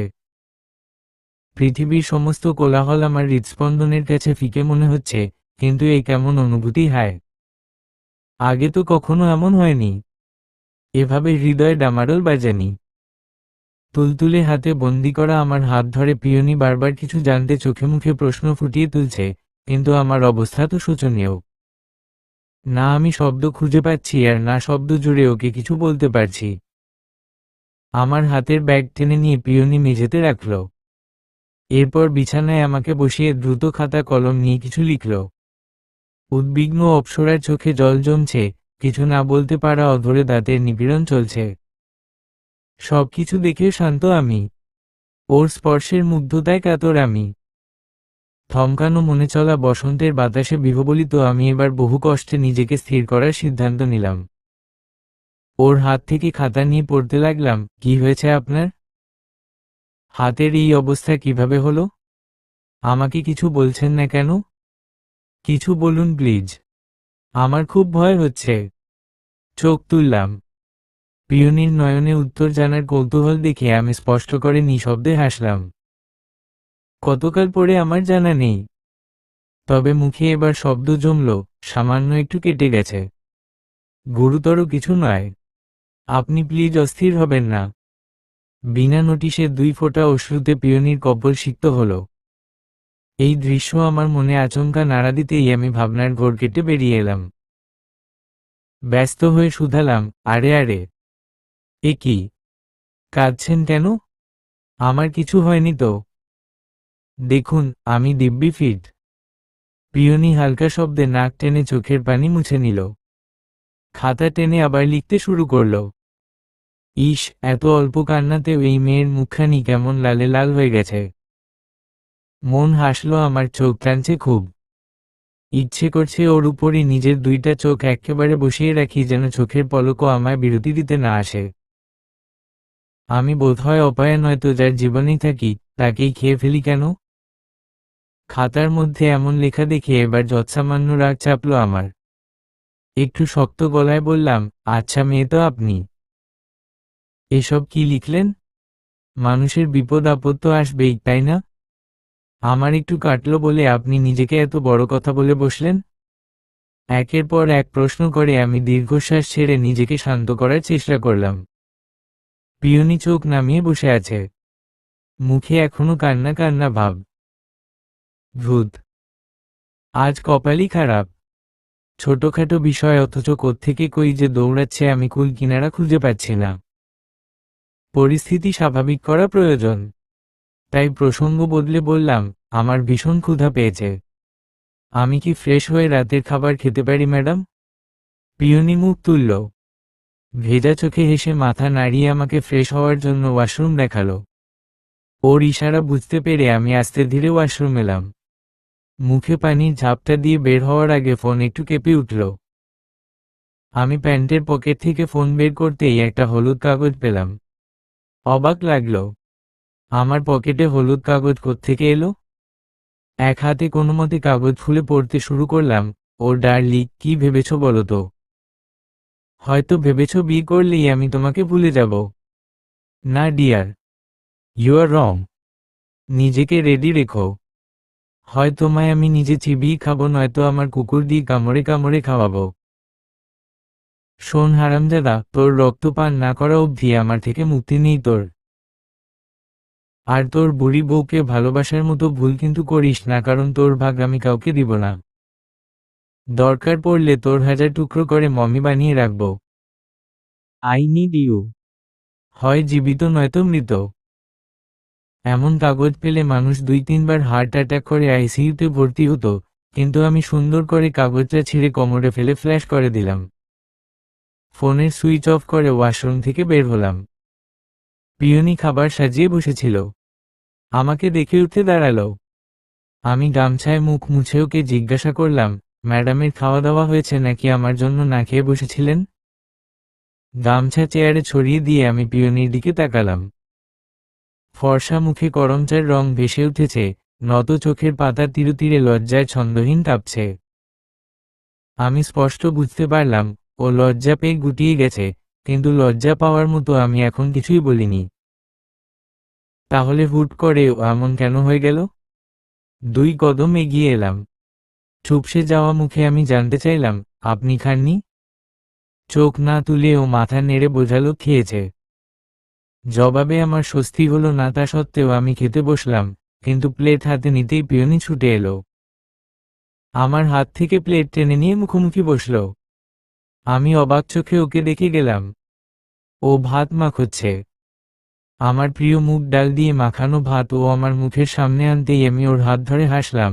আপনি আমার বড় বলে কি এমন বাচ্চা বানিয়েই আমায় ট্রিট করবেন? হতে পারি আমি 3 বছরের ছোট, কিন্তু আমি তো বাচ্চা নই ম্যাডাম। পিয়নি হাত মাথা সবই আস্তে ধীরে নামিয়ে নিল আর মুহূর্তেই ওর মুখখানি মলিন হলো। ও কি কষ্ট পেল? আপনি আপনি কি আমার কথায় কষ্ট পেলেন? আরে আমি তো মজা করলাম। বিশ্বাস করুন, আমি মজা করেছি। আপনাকে অসম্মান করে কিছু বলিনি। আমি ব্যস্ত হলাম, কিন্তু পিয়নি কোনো প্রতিক্রিয়া দেখালো না। সত্যি করে বলছি, আমি আপনার সাথে ঠাট্টা করছিলাম। আপনি খাইয়ে না দিলে এই কাটা হাতে আমাকে খুব কষ্ট করতে হবে। আমি মিথ্যা বলি না। আপনি আপনি মাকে জিজ্ঞেস করে দেখতে পারেন। পিয়নি তাকালো, তবে চোখের দৃষ্টি বাঁকানো, সরু নাকে রাগ খেলা করছে। বুকের ভেতরে হাসি গোপন করলাম এই মেয়ের মিষ্টি রাগ দেখে, কিন্তু বাইরে আমার মুখখানি বড়ই করুণ। ক্ষুধায় কিন্তু এবার বেহুশ হয়ে পড়ব। আর কতকাল অপেক্ষা করতে হবে ম্যাডাম? প্রশ্ন শুনে পিয়নি আর দেরি করল না, খাবার তুলে দিল। আমিও বিসমিল্লাহ বলে খেতে শুরু করলাম। খটখটে কি সব শব্দে ঘুম ছুটে গেল আমার। শোয়া থেকে উঠে বসে আড়মোড়া ভেঙে যখন বাম পাশে তাকালাম, তখন জায়গাটা খালি দেখলাম। পিয়নি কোথায় গেল? ঘড়িতে নজর পড়তেই চিন্তা খানিকটা বাড়ল। রাত 3:05। এত রাতে মেয়েটা বিছানা ছেড়ে কোথায় গেল? আমি তড়িঘড়ি করে বিছানা ছাড়লাম। ওয়াশরুম, বারান্দা সহ সব জায়গায় হন্তদন্ত হয়ে খুঁজে মরলাম। রুমের বাইরে দেখতে যাব বলে সবে পা বাড়িয়েছি অমনি দরজা খুলে গেল। ঘোমটা দেওয়া এক অপ্সরা হাতে ট্রে নিয়ে ঘরে ঢুকছে। আমি দরজা ভালো করে খুলে ওকে ঢুকতে দিলাম। পিয়নি রুমে ঢুকতেই দরজা লাগিয়ে ছুটে এসে শুধালাম, এত রাতে না ঘুমিয়ে কোথায় গিয়েছিলেন? পিয়নি টেবিলের উপর ট্রে রেখে হালকা হাসল। ওর জন্য কিনে আনা হোয়াইট বোর্ড যা এখন দেয়ালে ঝুলছে সেখানে গিয়ে লিখতে শুরু করলো। আমি রাতে তাহাজ্জুদ পড়ি, তাই অভ্যাসবশত ঘুম ভেঙে গেছে, কিন্তু আজকে অনেক তাড়াতাড়ি ঘুম ভেঙে গেল। তাই ভাবলাম আপনার জন্য কফি করে নিয়ে আসি, কিন্তু কফি করতে গিয়ে মনে পড়ল আপনি তো ভাজা পোড়া পছন্দ করেন। কফির সাথে খেতে হয়তো খারাপ লাগবে না। ফ্রিজে সবজি কুচি করে রাখা ছিল, সেখান থেকেই 6টা ভেজে নিয়ে এলাম। রাগ করলেন? পাগল আপনি! আমার জন্য রাত বিরেতে না ঘুমিয়ে আপনি এসব করবেন? আর রাগ? ম্যাডাম, অল্পের জন্য হার্ট অ্যাটাক হয়নি, যা ভয় পাইয়ে দিয়েছিলেন। বলতে বলতে আমি ছটফট করতে লাগলাম। অস্থির দেহের আতঙ্কিত উত্তাপ বড় বড় নিঃশ্বাস ফেলে বের করতে চাইলাম। পিয়নি বোর্ড মুছে আবার লিখল, আমাকে নাম ধরে ডাকা যায় না? কপালে কুঞ্চন হলো আমার। এগিয়ে এসে শুধালাম, কেন ম্যাডাম? হঠাৎ এই প্রশ্নের হেতু কি? পিয়নি লিখতে শুরু করল, আপনার মুখে ম্যাডাম শুনলে আমার ভীষণ লজ্জা লাগে। কথাটা লেখা শেষ হওয়ার পরও পিয়নি ঘুরে দাঁড়ালো না। আমি স্পষ্ট দেখতে পেলাম ও লজ্জা মাখানো নিজের হাসি আমার থেকে গোপন করছে, আর এটাও বুঝতে পারলাম এই নিষেধাজ্ঞার মানে নিষেধ করা নয়, বরং এই সম্বোধন ও পছন্দ করছে, এটাই আমাকে অন্যভাবে জানিয়ে দিল। পিয়নির হাসি আমার মাঝে সংক্রমিত হলো, কিন্তু আমি সংবরণ করে ওর আরো কাছে এলাম। পিছন থেকে ওর কানের কাছে আস্তে ধীরে বললাম, কোথায় যেন শুনেছিলাম সিনিয়র বউকে নাম ধরে ডাকতে নেই। তাদের সম্মান করে ম্যাডাম থাকতে হয়, আর আপনার নামটা আপনার মতোই ভয়ঙ্কর সুন্দর। মুখে আনলে যদি অকারণে মরণ হয় তখন? পিয়নি ধীরে ধীরে লিখল, তাহলে এই নামেই ডাকবেন? জি ম্যাডাম, আপনাকে এই নামেই ডাকব। আমি যদি আপত্তি করি, তাহলে একবারের জায়গায় 2বার করে ডাকব। পিয়নি কি যেন লিখতে গিয়েও থেমে গেল। একটু সময় নিয়ে ভেবে অন্য কথা লিখল। জেগে উঠলেন যখন, খেয়ে এরপর ঘণ্টাখানেক পড়ুন। সকালে তো আপনার পরীক্ষা আছে। ঠিক আছে, আপনার হুকুম মাথা পেতে নিলাম, কিন্তু আপনি কি করবেন? আপনার পড়া শেষ না হওয়া অবধি কোরআন তেলাওয়াত করব ইনশাআল্লাহ। ফজরের আজান না দেওয়া অবধি আমাকে পড়াশোনা করতে হলো। এরপর আজান দিতেই পিয়নি আমাকে অজু করিয়ে মসজিদে পাঠিয়ে দিল। প্রথমে একটু অন্যরকম লাগলেও আমি রাজি হয়েছি। মনে মনে মেনে নিয়েছি, আল্লাহ সুবহানাহু ওয়া তাআলা হয়তো আমাকে দ্বীনের পথে সম্পূর্ণরূপে হাঁটার জন্য পিয়নিকে উছিলা হিসাবে পাঠিয়েছেন। বাড়ি ফিরে পিয়নিকে কোরআন নিয়েই বসে থাকতে দেখলাম। তবে হোয়াইট বোর্ডে ও আমার জন্য লিখে রেখেছে, একটু কোরআন তেলাওয়াত করে এরপর না হয় ঘুমিয়ে নিন। ক্লাসে যাওয়ার সময় তো অনেক পড়ে, ঘুমাতে আপনার অসুবিধা হবে না। দ্বিরুক্তি না করে মেনে নিলাম, কিন্তু বিপত্তি বাঁধল কোরআন শরীফ খোলার পর। সব হরফ আমার মাথার উপর দিয়ে যেন ঘুরতে শুরু করেছে। আমি মাখরাজের নিয়ম পর্যন্ত ভুলে বসে আছি। লজ্জা আর দুঃখে মন চাচ্ছে 7 হাত মাটির নিচে সেদিয়ে যাই। আমি মুসলমান হয়ে কিনা কোরআন শরীফ পড়তে ভুলে গেছি। নাউজুবিল্লাহ। লজ্জায় পিয়নিকে কিছু বলতে পারছি না। এদিকে পড়তে গিয়ে বারবার আটকে যাচ্ছি। প্রায় 10-15 মিনিট কসরত করে বুঝতে পারলাম, আমাকে আবার গোড়া থেকে শিখতে হবে। ব্যর্থ আমি হতাশ মনে কোরআন শরীফ বন্ধ করে ফেললাম, কিন্তু বন্ধ করতে গিয়ে মন খুব খারাপ হয়ে গেল। এখন ঘুমানোর পর যদি আমার দুটো চোখ একেবারে বন্ধ হয়ে যায়, তখন কবরে গিয়ে আমি কি জবাব দিব? নিজের দুনিয়াবি ক্যারিয়ার নিয়ে কত কি চিন্তা করে নির্ঘুম রাত কাটিয়েছি, অথচ যেই পুঁজি সংগ্রহ করা ফরজ, সেই আমলের খাতায় পৃষ্ঠার পর পৃষ্ঠায় শুধু শূন্যতা ছেয়ে আছে। দীর্ঘশ্বাস ফেলে বিছানায় এলাম। পিয়নিকে একবার দেখলাম, ও কোরআন শরীফে মগ্ন। আমাকে এক ঝলক দেখল না। আমি অ্যালার্ম দেওয়ার জন্য ফোন হাতে নিলাম, কিন্তু স্ক্রিন ওপেন করতেই আননোন নম্বর থেকে একটা মেসেজ পেলাম। প্রেমিকার নতুন সংসার ভাঙার জন্য তাদের প্রেমিকরা জামাইদের ফোন করে কিংবা মেসেজ করে একটা কমন কথা জিজ্ঞেস করে, আপনার বউয়ের শরীরে কয়টা তিল আছে জানেন? তখন জামাইরা উত্তর দিতে পারে না। চিন্তায় তাদের মুখ শুকিয়ে যায়। মনে মনে খালি ভাবে, আমার বিয়ে করা বউ বিয়ের আগে নোংরামি করেছে। হা হা হা। আমি এসব কিছু জিজ্ঞেস করব না, কারণ আমি জানি বউয়ের ধারে কাছে ঘেঁষার সুযোগ পাওয়া কারো কপালে জুটবে না, কিন্তু আমার তো বুক পড়ে। ইস, খাসা মাল পাকাপাকিভাবে কেউ বাগিয়ে নিয়েছে। তবে খাসা হলেও লাভ নাই। এটো জিনিস তো এটোই হয়। নতুনের স্বাদ কি আর এটোতে মেলে? রাগে অন্ধ হয়ে আমি ফোন ছুড়ে দিলাম। মুহূর্তেই বিকট শব্দে আমার ফোন কয়েক খণ্ডে বিভক্ত হলো। আমি না তাকিয়েও বুঝতে পারলাম, পিয়নি ভয়ে কেঁপে উঠেছে, কিন্তু সেসব দেখার সময় কই আমার। রাগে কষ্টে ফেটে পড়ে বুকে বালিশ আগলে মুখ গুজে দিলাম।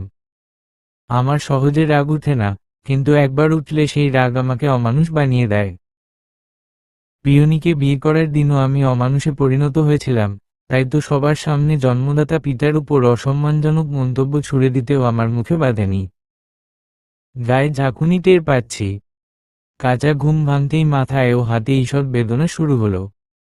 আমি আস্তে ধীরে সোজা হয়ে হাতের ব্যান্ডেজ দেখে সামনে তাকাতেই থমকে গেলাম। পিয়নির চোখ মুখ ফুলে একসা হয়ে আছে। কেঁদেকুটে মেয়েটা নিজের এমন হাল করল কেন? প্রশ্নটা ভাবতে গিয়েই ফোনের মেসেজের কথা মনে পড়ল রাগে বিবশ হয়ে আমি ঘুমিয়ে পড়েছিলাম। আর বুঝতেও পারলাম, পুরোটা সময় পিয়নি কেঁদে কেঁদে পার করেছে। কিন্তু আমি কেন একটা মেসেজে এত উন্মাদ হয়েছিল? পিয়নি একটা কাগজ বাড়িয়ে দিল। অপরাধী মুখে আমি হাতে নিলাম, ফোনটা একদম নষ্ট হয়ে গেছে। কি হয়েছে আপনার? সত্যি করে বলুন না। কেন লুকুচ্ছেন আমার থেকে? কাল রাতে হাত কেটে বাড়ি ফিরলেন আর আজ ভোরে ফোন ভেঙে ফেললেন। আমার জন্য আপনার কোনো সমস্যা হচ্ছে কি? যদি হয় তাহলে আমাকে বলুন। আমি মা বাবাকে কিছু একটা বুঝিয়ে এখান থেকে আজই চলে যাব ইনশাআল্লাহ। ওর এমন কথা শুনে আমি হতবুদ্ধি হয়ে গেলাম। ফ্যালফ্যাল করে ওর দিকে তাকিয়ে ভাবতে লাগলাম, যেই মেয়ে আমাকে নিয়ে এত ভাবে, তার নামে কেন মানুষ কুৎসা প্রচারে মরিয়া হয়ে উঠেছে। উত্তর জানা নেই, কিন্তু উত্তর আমাকে খুঁজে বের করতেই হবে। তবে এখন আমি কাগজ ফেলে উঠে এলাম ওর কাছে। ঘুম জড়ানো গলায় জানতে চাইলাম, হাতে সময় বেশি নেই, আমাকে সকালের নাস্তাও কি কালকের মতো খাইয়ে দিতে পারবেন? বেসরকারি বিশ্ববিদ্যালয়ে পড়াশোনার সবচেয়ে বড় অসুবিধা হলো ক্লাস কামাই করা যায় না, আর কুইজ, মিড টার্ম তো মিস করার সুযোগই নেই। সকালে স্বাভাবিক থাকার আপ্রাণ চেষ্টা করে আমি পিওনি থেকে বিদায় নিয়ে ইউনিভার্সিটিতে এসেছিলাম, কিন্তু ক্লাসে আমার মন একটুও ছিল না। ঘুরে ফিরে বারবার মেসেজের লাইনগুলো কানে বাজছিল, এমনকি পরীক্ষার খাতায়ও মনোযোগ আনতে পারিনি। কি সব লিখে এখন বের হলাম আল্লাহ সুবহানাহু ওয়া তাআলা ভালো জানেন। দোতলার সিঁড়ি দিয়ে নামছিলাম, হঠাৎ হাঁকটা কানে ভেসে এলো, তেজ, এই তেজ, দাঁড়া একটু। পিছনে ফিরে পিয়াসকে দেখতে পেলাম। উচ্ছ্বাসের সাথে শব্দগুলো বেরিয়ে এলো, আরে তুই, তোর না আজকে ক্লাস নেই? তাহলে হঠাৎ এখানে কেন? পিয়াস উত্তর না দিয়ে শুধালো, শিলা বলল তোর নাকি বিয়ে হয়ে গেছে। আসলেই? শুনে আমি থতমত খেলাম। তবে অপদস্থ ভাব লুকিয়ে জানতে চাইলাম, তিনি কার কাছ থেকে জেনেছেন? আমার অদ্ভুত কিছু স্বভাবের মধ্যে অন্যতম এক স্বভাব হলো আমি আমার ফিমেল ক্লাসমেটকে তুমি কিংবা তুই সম্বোধন করতে পারি না। এই বিষয় নিয়ে আমার বন্ধুরা ফোন কাটলেও মেয়েরা খুব মহান চোখেই দেখেছে। আমার মেয়ে বন্ধু নেই, মেয়েদের সাথে মিশতেও আমার সংকোচ হয়, তাই যাকে তাকে আমি তুমি সম্বোধন করতে পারি না। অন্যরা এই বিষয়কে যতই ছোট করে দেখুক, আমি আমার স্বভাব পরিবর্তনে একটুও আগ্রহী নই, বরং মনে করি প্রত্যেকটা মেয়ের সাথে গায়ে সহজ হওয়ার চেয়ে দূরত্বে থেকে সম্মানটা ধরে রাখা শ্রেয়। সত্যি কিনা আগে সেটা বল। পিয়াস ফোর্স করছে, কিন্তু আমার একটুও ভালো লাগছে না বিয়ে নিয়ে কথা বলতে। তবে আমি জানি পিয়াস উত্তর না পাওয়া অবধি আমাকে ছাড়বে না। ফলস্বরূপ দীর্ঘশ্বাস ফেলে বলেই ফেললাম, হ্যাঁ হয়ে গেছে। শুনে পিয়াস হয়ে গেল, আমাদের না জানিয়ে তুই বিয়ে করে নিলি? এভাবে চললে কথা আরো বাড়বে। তাই আমি পালানোর পথ খুঁজলাম। ওকে বললাম, আমাকে একটু যেতে হবে রে, তারা আছে, তোকে পরে সব খুলে বলবো। এই বলে আমি আর দাঁড়ালাম না। এক প্রকার পালিয়ে ইউনিভার্সিটি থেকে বেরিয়ে এলাম, কিন্তু রাস্তায় পা জোড়া থামতেই কোত্থেকে একটা সাদা গাড়ি এসে আমার সম্মুখে দাঁড়ালো। জুতোয় বিকট শব্দ তুলে সন্ডা মার্কা দুটো লোক মুখোমুখি হয়ে আমাকে জানালো, কোনো রকমের আওয়াজ না করে এক্ষুনি আমাদের সাথে চলুন। শুনে আমি আকাশ থেকে পড়লাম। তাও বাঁকা সুরে জানতে চাইলাম, আমাকে কি কিডন্যাপ করতে এসেছেন? তাই ধরে নিতে পারেন, কিন্তু পালানোর চেষ্টা কিংবা চিৎকার করলে এখানেই শুইয়ে দেওয়ার হুকুম আছে। রাগে কপাল কুঁচকে এলো আমায়।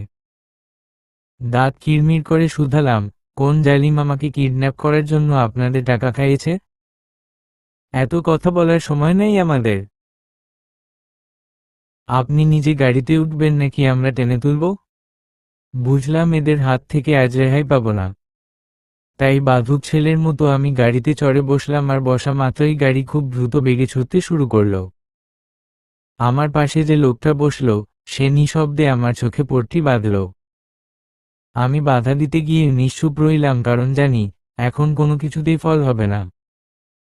কতক্ষণ পরে জানা নেই, তবে গাড়ি কোথাও থামল। প্রথমে বাম পাশের দরজা খোলার শব্দ পেলাম, এরপর বন্ধ হলো। একটু পরেই ডান পাশের দরজা খুলে কেউ আমাকে নিয়ে টানাটানি শুরু করল। ধমকে একবার বলে উঠল, নামুন তাড়াতাড়ি। টেনে হিঁচড়ে আমাকে নামিয়ে হাঁটতে শুরু করল। আমার দুই পাশে 2 টন বালুর বস্তা নিয়ে হাঁটছি, এমন মনে হওয়ার ভিড়ে হাঁটতে লাগলাম। এরপর লিফট দরজা খোলা ও বন্ধ হওয়ার কত শত অদেখা শব্দকে কানে নিয়ে আমি কোথাও একটা এসে পুরোপুরি থামলাম। আসলে আমি থামিনি, বালু বস্তা 2টা চলতে চলতে থেমে গিয়ে আমাকে থামিয়ে দিল। তারপর একটা চেয়ারে আমাকে বসিয়ে দিয়ে যখন হাত পাকিয়ে ধরল, তখন কাটা জায়গায় বিচ্ছিরি এক যন্ত্রণা দেখা দিল। কুকড়েও উঠলাম। একটু বাদেই বিকট একটা শব্দ হলো, আর মেয়েলি গলায় ভয়ঙ্কর চিৎকার, বাস্টার্ড, ওর গায়ে হাত দেওয়ার সাহস কে দিল তোকে? সরি ম্যাডাম, আমি তো। এই মুহূর্তে আমার চোখের সামনে থেকে দূর হবি, নতুবা তোর গায়ের মাংস আমি জীবন্ত গলিয়ে ছাড়ব। আবারও সেই মেয়ের গলায় শব্দ উঠল। এরপর জুতোর শব্দগুলো আস্তে ধীরে শুরু হয়ে মিয়ে গেল। কেউ একজন আমার চোখের পট্টি খুলে দিতেই অজস্র আলো সুই হয়ে বিঁধল। তাকাতে যন্ত্রণা হলো, কিন্তু ধীরে ধীরে আলো সহজ হয়ে আসতেই আমি চোখের সামনে এক রমণীকে দেখতে পেলাম। সারা গায়ে কালো কাপড় জড়ানো এক সুন্দর রমণীকে দেখে আমি তৎক্ষণাৎ চোখ নামিয়ে নিলাম। চকচকে কাপড়ের কালো প্যান্ট, একই রঙের শার্টের সাথে হাতে গ্লাভস এবং পায়ে বুট হিল। যেই কাপড় পরলে দেহের সমস্ত আকার আকৃতি স্পষ্টত বোঝা যায়, সেই কাপড় পরার কোনো দরকার আছে? ঘেন্নায় চোখ মুখ নিজের অজান্তেই কুঁচকে গেল। জুতোয় তুমুল শব্দ তুলে মেয়েটা আমার খুব কাছে এসে দাঁড়ালো। চট করেই মেয়েলি এক সুবাস আমার নাকে সুরসুরি দিল। আমি তার অস্তিত্ব টের পেয়ে চোখ তুলে তাকালাম না। মেয়েটা আমার চুল খামচে মাথা পিছনে নিয়ে মুখটা উঁচু করল। খুব কাছ থেকে মোহনীয় গলায় শুধালো, চোখ সরিয়ে নিলে কেন ডার্লিং? আমাকে তোমার পছন্দ হয়নি? চুলের গোড়ায় ব্যথা লাগছে।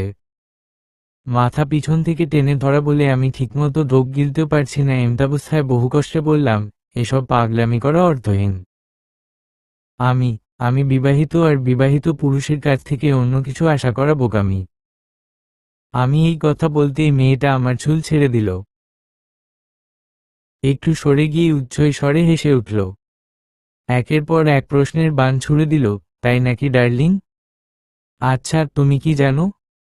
মেয়েদের মতো ছেলেদেরও ইজ্জত হারানোর ভয় আছে। এখন যদি তোমার ফেক ভিডিও বানিয়ে ইন্টারনেটে ছেড়ে দিই, তবে কি তোমার ওই বুড়ি বউ তোমায় গ্রহণ করবে? করবে তোমার সংসার? বলো বলো, আপনি এসব কেন করছেন? কি ক্ষতি করেছি আমি আপনার? শুনে মেয়েটা এগিয়ে এসে আমার চুল ছেড়ে গুছিয়ে দিয়ে বলল, আমি তো কিছুই করছি না। স্বপ্নের ভিড়ে তোমাকে আর কি করব বলো? মানে, ডার্লিং, তুমি ঘুমিয়ে স্বপ্ন দেখছো? এইটুকু বলে মেয়েটা হাসলো, আর আমিও গায়ে কেমন ধাক্কা খেতে শুরু করলাম। শুনতে পেলাম, তেজ তেজ। আরে বেড়া, শুনছিস নাকি? তোরাক করে সোজা হয়ে উঠে বসলাম। আশেপাশে তাকিয়ে মুনিমকে দেখতে পেলাম। কোথায় আছি ভাবতে গিয়ে টের পেলাম আমি ইউনিভার্সিটির লাইব্রেরি ঘুমিয়ে পড়েছিলাম। কি রে, ক্লাস থেকে পালিয়ে এসে এখানে ঘুমাচ্ছিস কেন? মুনিম চেয়ার টেনে আমার পাশে বসল। আমিও আড়মোড়া ভেঙে সোজা হলাম। মশগুল হলাম কথায়, কিন্তু ধ্যান আটকে রইল স্বপ্নে।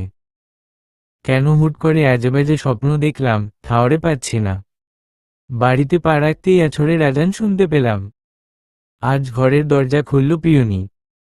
ওকে দেখে একটু অবাক হলেও আমার ভোরবেলার কথা মনে পড়ল।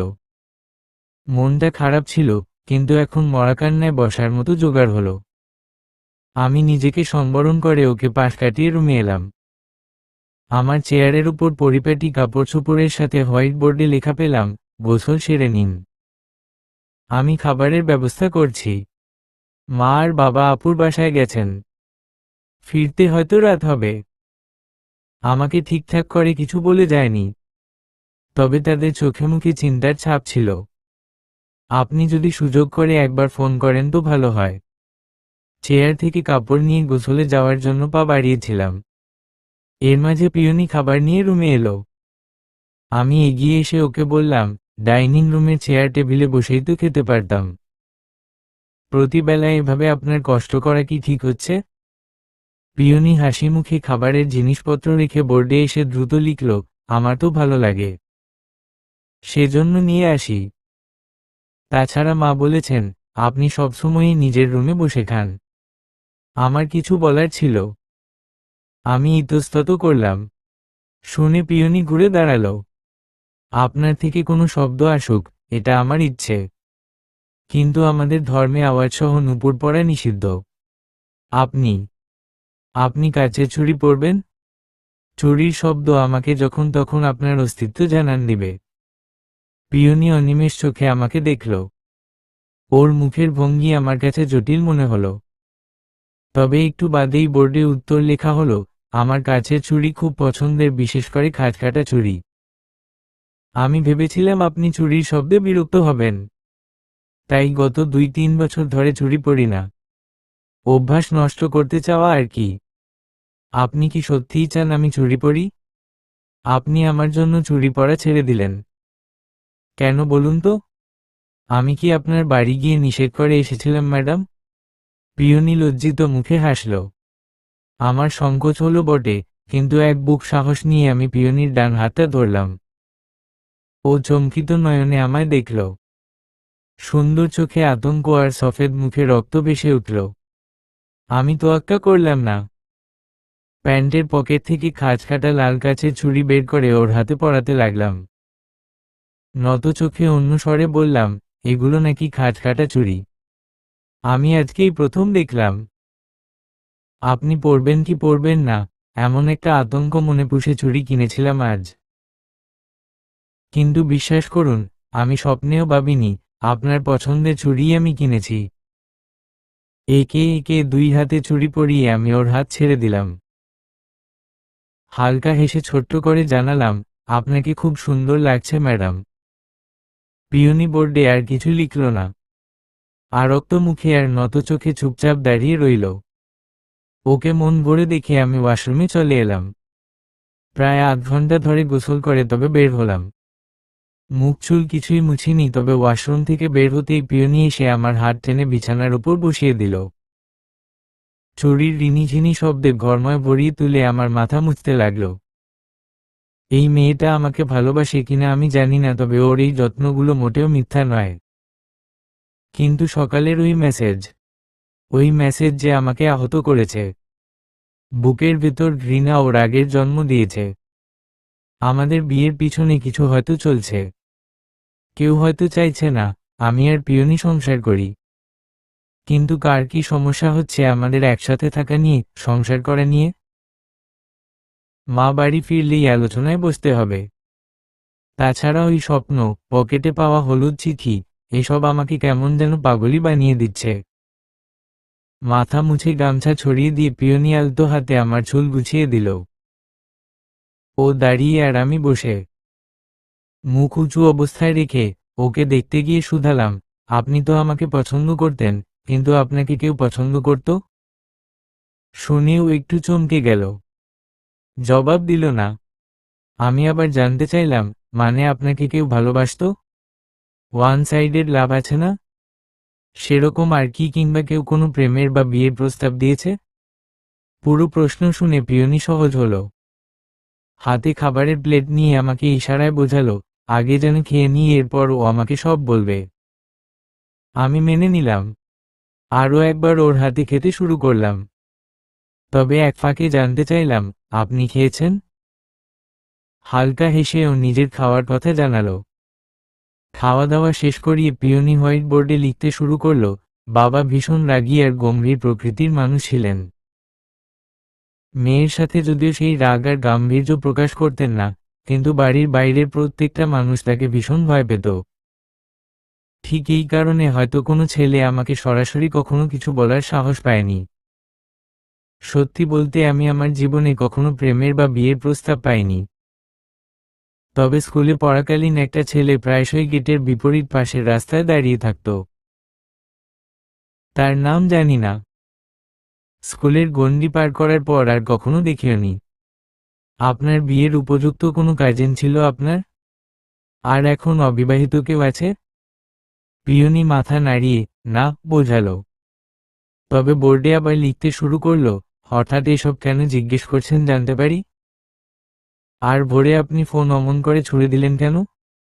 আমি কৌশলে ওর প্রথম প্রশ্নের জবাব না দিয়ে দ্বিতীয় প্রশ্নের বিপরীতে জানতে চাইলাম, আমার খুব অন্যায় হয়ে গেছে তাই না? আপনি ভীষণ ভয় পেয়েছিলেন হয়তো।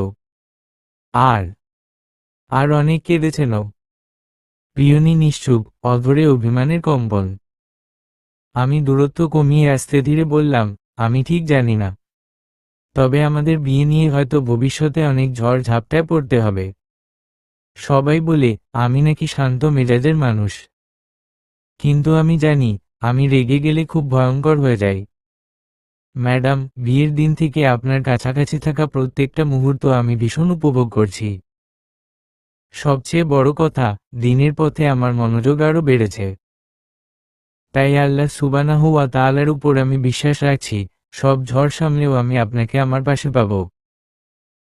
আমি একটু থামলাম। পিয়নি আমার দিকে তাকিয়ে আছে।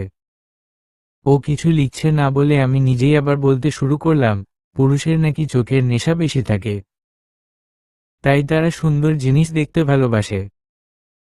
আমি অস্বীকার করব না, আপনার এই সৌন্দর্যে আমি জোরপূর্বক করা বিয়েকে গুরুতর বিষয় হিসাবে না দেখে আপনাকে সহজভাবে মেনে নিয়েছি। কিন্তু কিন্তু আপনার সৌন্দর্য ছাপিয়ে একটা জিনিস আমাকে সবচেয়ে বেশি মুগ্ধ করেছে, সেটা হলো আমার প্রতি আপনার স্নেহ, মায়া, মমতা। পিয়নি এবারও কিছু লিখল না। ভালো লাগলো না আমার। ও কি তবে আমার কথা বিশ্বাস করছে না? সত্যি কথা বললে এমন হয় কেন? আমরা মানুষরা সত্য কথা হজম করতে পারি না, অথচ মিথ্যা প্রশংসায় কেউ ভাসিয়ে দিলে আপত্তি করি না। কেউ মিথ্যা প্রশংসা করছে, এটা টের পেয়ে কি স্বাচ্ছন্দ্যেই না মিথ্যাকে গ্রহণ করি। কথাগুলো যখন বলতে শুরু করেছিলাম, তখন চাপা উত্তেজনায় সমস্ত শরীর উত্তেজিত ছিল। কিন্তু এখন নির্জীব পিয়নিকে দেখে পিন ফোটানো বেলুনের মতো উত্তেজনা মিয়ে গেল। নিজেকে নিরেট গর্দভের মতো লাগছে, তাও আমি নতুন করে বলতে শুরু করলাম, আমি গুছিয়ে কথা বলতে পারি না। সবসময়ই এক কথা বলতে শুরু করলে অন্য কথায় চলে যাই। কাউকে কিছু বলতে চাইলে সেটা সহজ ও গোছানো শব্দে বলা আমার পক্ষে সম্ভব হয় না। এতক্ষণ পরে পিয়নি এবার লিখতে শুরু করলো, আপনার এলোমেলো শব্দগুলো কুড়িয়ে নিয়ে গোছানো এক বাক্য তৈরি করার দায়িত্ব আমার। ভাববেন না প্লিজ। ছোটবেলা থেকে অন্তরে লালন করা আপনাকে আমি কখনো একা করে দিব না, ইনশাআল্লাহ। আমি আপনার মুখে তালাক না শোনা অবধি এই বাড়ির চৌকাঠ মারিয়ে নিরুদ্দেশ হব না। আমাকে এত কেন উপরে তুলছেন? আমি তো আমি তো আপনার চেয়ে বয়সে ছোট। তাছাড়া এখনকার যুগে মেয়েরা স্বামীর কথা এত মান্য করে, আমার বিস্ময় কাটে না। এদিকে পিয়নি কিছু না বলে খালি মুচকি হাসে। ওর হাসি সাধারণ, কিন্তু আমি যেন আড়াল করা কিছু একটা টের পেলাম। সন্ধ্যা ফুরিয়ে রাত গভীর হচ্ছে, কিন্তু মা বাবার ফেরার কোনো নাম নেই। পিয়নি আমাকে ফোন করতে বলেছিল, আমি ভুলে বসে আছি। এশার নামাজ পড়ে সবে মসজিদ থেকে বের হলাম। পিয়নি বাড়িতে একা। ওকে একলা ঘরে রেখে মসজিদে যেতে একটু শঙ্কিত হয়েছিল মন, কিন্তু ও আশ্বস্ত করেছিল, একা কোথায়? আল্লাহ সুবহানাহু ওয়া তাআলা তো আছেন। আপনি যান, গিয়ে নামাজ পড়ে আসুন। আমাকে আল্লাহ সুবহানাহু ওয়া তাআলাই দেখে রাখবেন। এই কথা বোর্ডে দেখার পর আপত্তি করার আর অবকাশ থাকে না। আমাদের বাড়ি থেকে 3 মিনিটের পথ পাড়ি দিলেই একটা ছোটখাটো মসজিদ আছে। আজ সময় বাঁচাতে এখানেই নামাজ পড়তে এলাম। এখন হাঁটতে গিয়ে ফোন বের করে কল করলাম। পরপর 2বার কল হওয়ার পর মায়ের গলা শোনা গেল, তেজ, বাড়িতে সব ঠিক আছে? সব তো ঠিকই আছে মা, কিন্তু তোমার গলার স্বর এমন লাগছে কেন? তোর দুলাভাই। মায়ের গলায় একটা অস্বস্তি টের পেলাম। কি হয়েছে তার? চাকরিটা চলে গেছে। আমি অবাক হলাম। পরিমাণে সেটা বেশি বলে আমার পায়ের চলন থেমে গেল। চোখের সামনেই আমার বাড়ি, কয়েক কদমে মেইন গেট ধরা যাবে। দুলাভাইয়ের জন্য মন খারাপ হলেও আমি ঝেড়ে ফেললাম। কেন জানি সেদিনের কথা ভেবে তার প্রতি রাগই বাড়ল আমার। কিন্তু কারো বিপদের দিনে অতীত টেনে তাকে ঘৃণা করার বিষয়টা অবশ্যই অযৌক্তিক। আমি শুকনো ঢোক গিলে বাড়ির ভেতরে ঢুকে পড়লাম। খুব দ্রুত গেট বন্ধ করে চাপার আগের নিঃশ্বাস ফেলতেই মা ডেকে উঠল, হ্যালো তেজ। কি রে বাপ, আমার কথা শুনতে পারছিস? পারছি মা। বলতে গিয়ে শ্বাস প্রশ্বাস অযথাই একটু অস্বাভাবিক হলো। মা টের পেয়ে গেল, কি হয়েছে? এমন হাঁপাচ্ছিস কেন? হেঁটে হেঁটে কথা বলছি তো, সেজন্য হয়তো এমন লাগছে। উত্তর শুনেও মা নিরুত্তর। তাকে নিশ্চুপ দেখে আমি আবার আগের কথা টানলাম, দুলাভাইয়ের চাকরি কেন গেল মা? আচমকা মাথেতে উঠল, এবার তোর বোনের সংসারও যাবে। ভূত! কি বলো এসব? এমন কিছুই হবে না। হতে আর কিছু বাকি আছে? অফিসে মেয়েদের সাথে নষ্টামি করেছে। সেই কবে থেকেই নাকি মেয়ে কলিগদের বিরক্ত করত। এরপর অসহ্য হয়ে এক মেয়ে গিয়ে কমপ্লেইন করেছে। সবাই তো সাধু পুরুষ হিসাবেই জানত, কিন্তু যখন খোঁজ নিয়ে দেখল ওই মেয়ের কথাই ঠিক, তখন কোম্পানির মালিক আর দেরি করেনি, চাকরি ছাড়িয়ে বের করে দিয়েছে। আমি মায়ের কথা শুনতে শুনতে দরজা খুলে ভেতরে এলাম। দরজা লক করে চাবি নিয়ে গিয়েছিলাম, তাই এখন আর পিয়নিকে বিরক্ত করতে হলো না। ড্রয়িং রুমের সোফায় বসে জানতে চাইলাম, কবে হয়েছে এসব? কবে থেকেই তো হচ্ছে। তোর বোন টের পেয়েও আমাদের কিছু বলেনি। তোর বাপ পাত্রের পড়ালেখা আর বংশপরিচয় দেখেই পাগল হয়ে গিয়েছিল, যেন ছেলে বড়লোক হলেই চলে, অন্য কিছু বিশেষ করে চরিত্র দেখার দরকার নেই। মা বিদ্রূপের সুরে কত কি বলছে। বলা দোষের কিনা জানি না, কিন্তু দুলাভাইয়ের বাড়িতে বসেই তার বদনাম করা আমার ঠিক হজম হচ্ছে না। আমি আপত্তি জানালাম, কিন্তু মা শুনল না। বলল, পাপ করে আমার মেয়ের জীবন ধ্বংস করছে, তার চরিত্র নিয়ে বলতে আমি কেন সংকোচ করব? আর তোর দুলাভাই বাড়ি নেই, থাকলেও আমি এত কিছু ভাবতাম কিনা জানি না। সোনিয়ার মুখের দিকে তাকানো যাচ্ছে না, আমার মেয়ের মতো ভালো বউ পেয়েও। মা দীর্ঘশ্বাস ছাড়ল। আমি কি করব বুঝতে পারছি না, তাও জানতে চাইলাম, এখন তবে কি করবে মা? আমার মাথায় কিছু ঢুকছে না।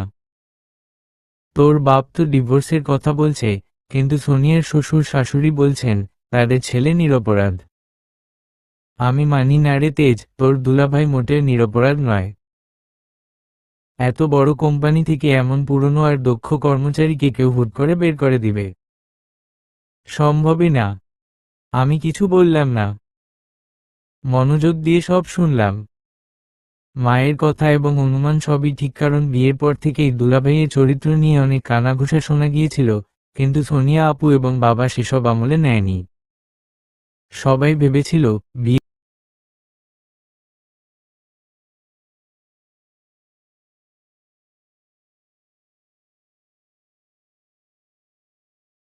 যায় তেমনি দুলাভাইও ভালো হয়ে যাবে। কিন্তু যেই পুরুষ একবার পর নারীর গন্ধ শুকতে অভ্যস্ত হয়, সে কি কখনো নারীর অবৈধ সঙ্গ ছাড়তে পারে? পিয়নি কোথায়? ওর খেয়াল রাখছিস তো? মায়ের প্রশ্ন। রুমে আছে। মাকে আরো কিছু বলার ইচ্ছে ছিল, কিন্তু এমন পরিস্থিতিতে চুপ থাকাই শ্রেয় মনে হলো।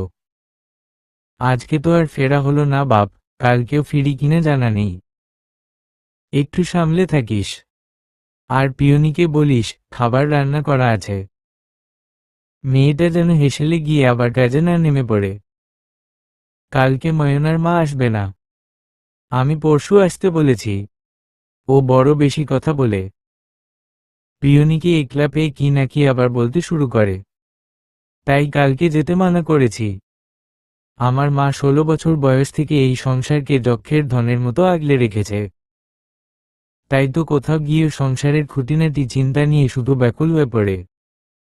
আচ্ছা বলে দিব, কিন্তু তোমরা খাওয়া দাওয়া করেছ? আপু কই? ওকে বলো যে সব ফেলে যেন নিজের খেয়াল রাখে। অনেক তো মানিয়ে চলল, আর কত? বাবার কথাটা ভেবে দেখতে পারো মা। ডিভোর্স হলে আপু অন্তত স্বস্তির নিঃশ্বাস ফেলতে পারবে। তুমি তো বোঝোই মা, স্বামী গরিব হলেও সংসার করা যায়, নেশাখোর হলেও মুখ বুজে পড়ে থাকা যায়, কিন্তু পরস্ত্রী আসক্ত পুরুষের সাথে এক ছাদের তলায় থাকা সহজ কথা নয়। তুইও ডিভোর্সের কথা বলছিস?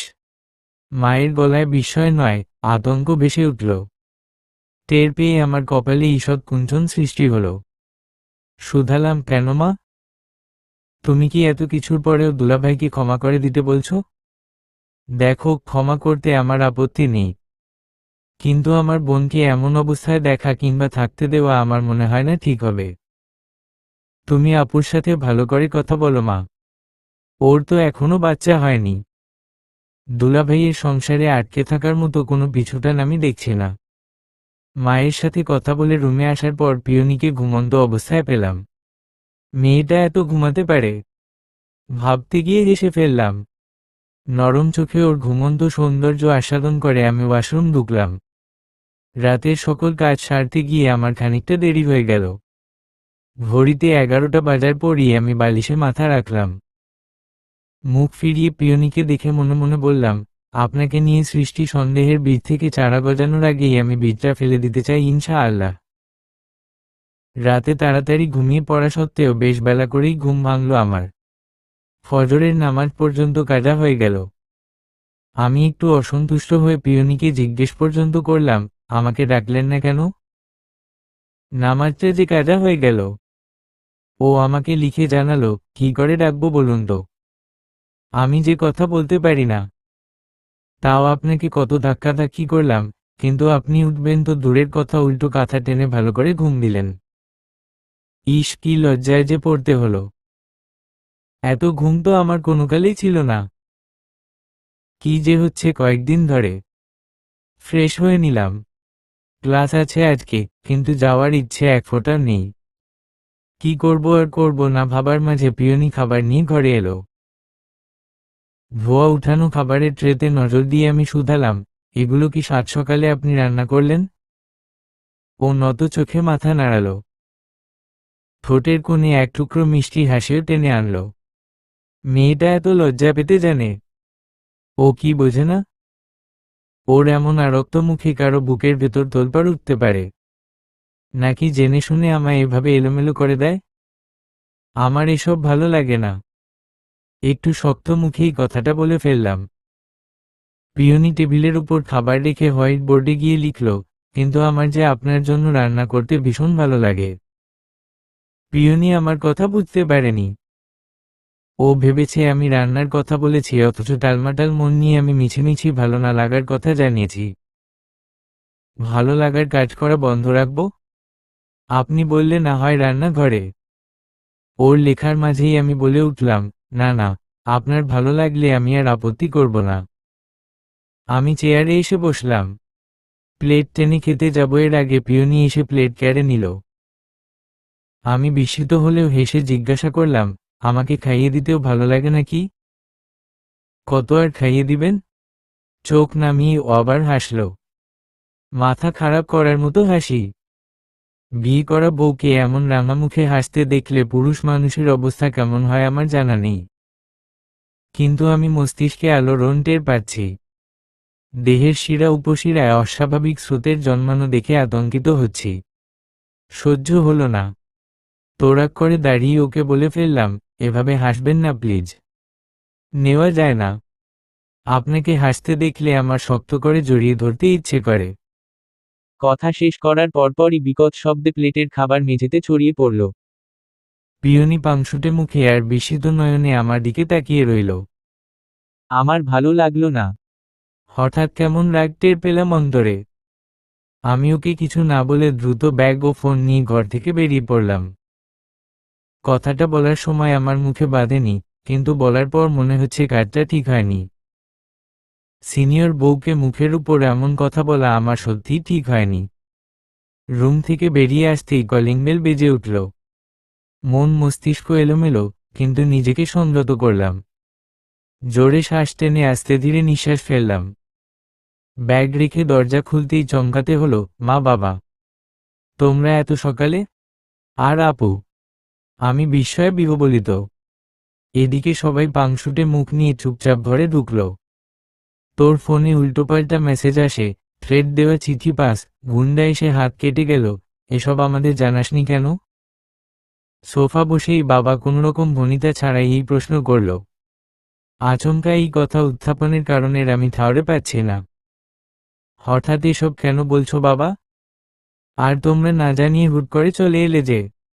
দুলাভাই, পুলিশে ধরে নিয়ে গেছে। মা খুব শান্ত গলায় উত্তর দিল, কিন্তু আমি যেন আকাশ থেকে পড়লাম, পুলিশ ধরে নিয়ে গেছে? কেন? আপু কি কেস করেছে? মাকে জিজ্ঞেস করে আমি আপুকে দেখলাম। মনমরা হয়ে বাবার পাশে বসে আছে। ওর চোখের দৃষ্টি শূন্য। বিয়ের পর থেকে তোর ফোনে যেসব হাবিজাবি মেসেজ এসেছে, সেসব মাহিনের পাঠানো। এবারও বাবা সরাসরি আসল বিষয় টানল। আমি আনমনে লাফিয়ে উঠলাম, অথচ সবাই এমন নিরুত্তাপ কেন? দুলাভাই। দুলাভাই ওসব করেছে? কেন? আমি তার কি এমন ক্ষতি করলাম? গাধা নাকি তুই? পিয়নিকে দেখতে চাইল বলে সেদিন যে আমি ওকে কথা শোনালাম, ভুলে গেছিস? দুটো কথা শুনিয়েছি বলে ওই হারামজাদা আমার ছেলে আর বউয়ের পিছনে হাত ধুয়ে পড়েছিল। পিয়নির প্রতি তোর মন বিষিয়ে দিতে হাবিজাবি মেসেজ করত। তোর ডিভোর্স করানোর ধান্দায় ছিল। শুনে আমি আকাশ থেকে পড়লাম, এসব এসব জানলে কি করে? পাপ কি সারা জীবন আড়ালে থাকে? একদিন ঠিকই তেড়ে ফুঁড়ে বেরিয়ে আসে। তোর দুলাভাইয়ের পাপ অনেক বেশি হয়ে গিয়েছিল, তাই আর ধামাচাপা থাকেনি। মেয়েলি ব্যাপার নিয়ে সোনিয়া কবে থেকে মাহিনকে সন্দেহ করত। সূক্ষ্ম প্রমাণের আশায় ফোন টোন ঘাটাঘাটিও করত, আর এইসব করতে গিয়েই তোকে ঝামেলা দেওয়া সহ মাহিনের সব কুকর্ম সামনে এলো। সব শুনে আমি বলার মতো কিছু খুঁজে পেলাম না। মাথা ঝিমঝিম করছে আমার। বাবার নতুন করে বলা কথাগুলো যেন মাথায় ঢুকলো। তবে ধাতস্থ হওয়ার পর বাকি কথা মন দিয়েই শুনলাম। আপু চরিত্রহীন জামাইয়ের সংসার করতে আর আগ্রহ নয়, এমনকি ভাই ও ভাইয়ের বউয়ের সাথে অন্যায় করার কারণে আপু নিজের দুলাভাইকে জেলে পাঠিয়েছে। 14 দিন পর শহরে ফিরতে গিয়ে সন্ধ্যা ফুরিয়ে এলো। বাড়িতে পা রাখার পর অবশ্য পিয়নির সাথে দেখা হলো না। 14 দিন ধরে বউয়ের সাথে আমার কোনো যোগাযোগ নেই। গ্রামে থাকাকালীন মায়ের সাথে কথা বললেও আমি একটাবারের জন্য ওর কথা জিজ্ঞেস করিনি। না, রাগে নয়, লজ্জায়। সেদিন ওই কথা বলার পর লজ্জায় আমি আর ওর মুখোমুখি হতে পারিনি, এমনকি আজও বাড়ি ফিরে নিজের রুমে গেলাম না। বহু রাত পর্যন্ত আপুর রুমে রইলাম। থাকলাম বউয়ের থেকে লুকিয়ে। মা অবশ্য এসব নিয়ে কিচ্ছু বলেনি, আর বাবা তো আপুকে নিয়ে গ্রামেই রয়ে গেছে। দুলাভাইকে জেলে পাঠিয়ে আর ডিভোর্সের সিদ্ধান্ত নিয়ে জীবনে স্বাভাবিক থাকা সোনিয়া আপুর পক্ষে সম্ভব ছিল না। তাই সেদিনই আপু বাবাকে নিয়ে গ্রামের বাড়িতে যাওয়ার পরিকল্পনা করে। দরকার ছিল না, কিন্তু পিয়নির মুখোমুখি যেতে হতে না হয় সেজন্য আমিও তাদের সঙ্গ নিই। ব্যাগপত্তর গুছিয়ে চলে যাই আমাদের গ্রামের বাড়িতে। নিস্তব্ধ সুন্দর রাত। একলা ঘরে এপাশ ওপাশ করে এক ফোঁটা শান্তি পাচ্ছি না। বিছানা মনে হচ্ছে গরম কড়াইয়ের পাখার হাওয়া, যেন আগ্নেয়গিরি লাভা। এমন অদ্ভুত অনুভূতি আমার আগে কখনো হয়নি। অসহ্য হয়ে শোয়া থেকে উঠে বসলাম। ঝিম মেরে বসে থেকে অনেক কিছু ভেবে শেষমেশ নিজের রুমে হাঁটা দিলাম। রুমের দরজা খুলতেই হা হয়ে গেলাম আমি। ঘর জুড়ে সুগন্ধি মোমবাতির আলো ও ঘ্রাণ কেমন যেন মাতাল করে দিচ্ছে আমাকে। আশ্চর্য, নিজের রুম আজ আমার জন্য বাসর রূপে অপেক্ষা করছে। কে করলো এসব? পিয়নি। পিয়নি এই রুমকে এমন করে সাজিয়েছে। কেন সাজালো? রুমের মাঝখানে দাঁড়িয়ে আমি আশেপাশে তাকাতেই ওয়াশরুমের দরজা খুলে গেল। অবাক তো হলামই, কিন্তু দরজার গায়ে পিয়নিকে দাঁড়িয়ে থাকতে দেখে গলা বুক আচমকা শুকিয়ে গেল। হা করে কয়েক সেকেন্ড তাকিয়ে থাকার পর আমি শুকনো ঢোক গিললাম। এসব কি করেছে পিয়নি? ফিনফিনে পাতলা শাড়ি পরা এক অপ্সরা আমার দিকে তাকিয়ে হাসছে। এর চেয়ে ভয়ঙ্কর সুন্দর দৃশ্য এই পৃথিবীর বুকে আছে কিনা আমার জানা নেই। লজ্জার পাতলা প্রলেপ ছড়ানো মুখে হাসি হাসি ভাব ধরে রেখে পিয়নি আস্তে ধীরে এগিয়ে এলো।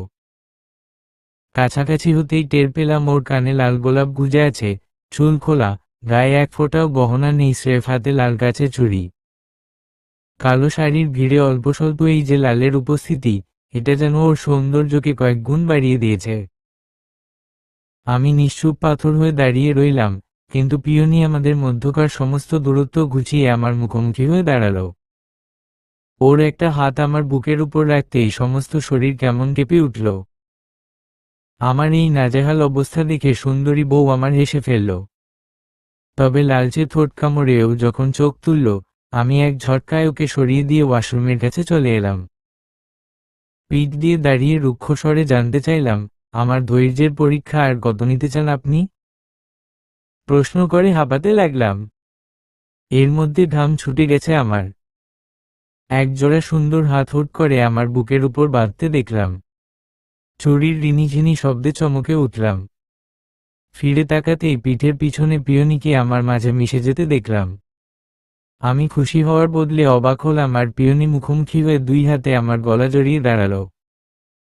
ওর চোখে মুখে লজ্জার পাতলা প্রলেপ সরে গিয়ে কেমন যেন দুষ্ট ভাব ফুটে উঠছে, এ যেন আমাকে প্রশ্রয় দেওয়ার গোপন ইশারা। হঠাৎ করে আপনার কি হয়েছে বলুন তো? ঘর সাজানো আবার আপনিও সেজে আছেন। ব্যাপার কি ম্যাডাম? আমি তো কিছুই বুঝতে পারছি না। সব প্রশ্নের উত্তর আমি জানি, তাও এসব বেহুদা কথা জানতে চাওয়া। তবে আমি দ্বিধান্বিত মনে আর রাগী মুখে ওকে জিজ্ঞেস করলে ও ঠিকই মুচকি মুচকি হাসছে। মাথা খারাপ হয়ে গেল আমার। না, আজ একটা বিহিত করতেই হবে। ভাবনার মাঝে আমার ডান হাত ওর পিঠের পিছনে রেখে এক ঝটকায় বুকে টেনে শুধালাম, জেনে বুঝে এসব করছেন তো? আমি কিন্তু বলেছিলাম, আপনাকে হাসতে দেখলে।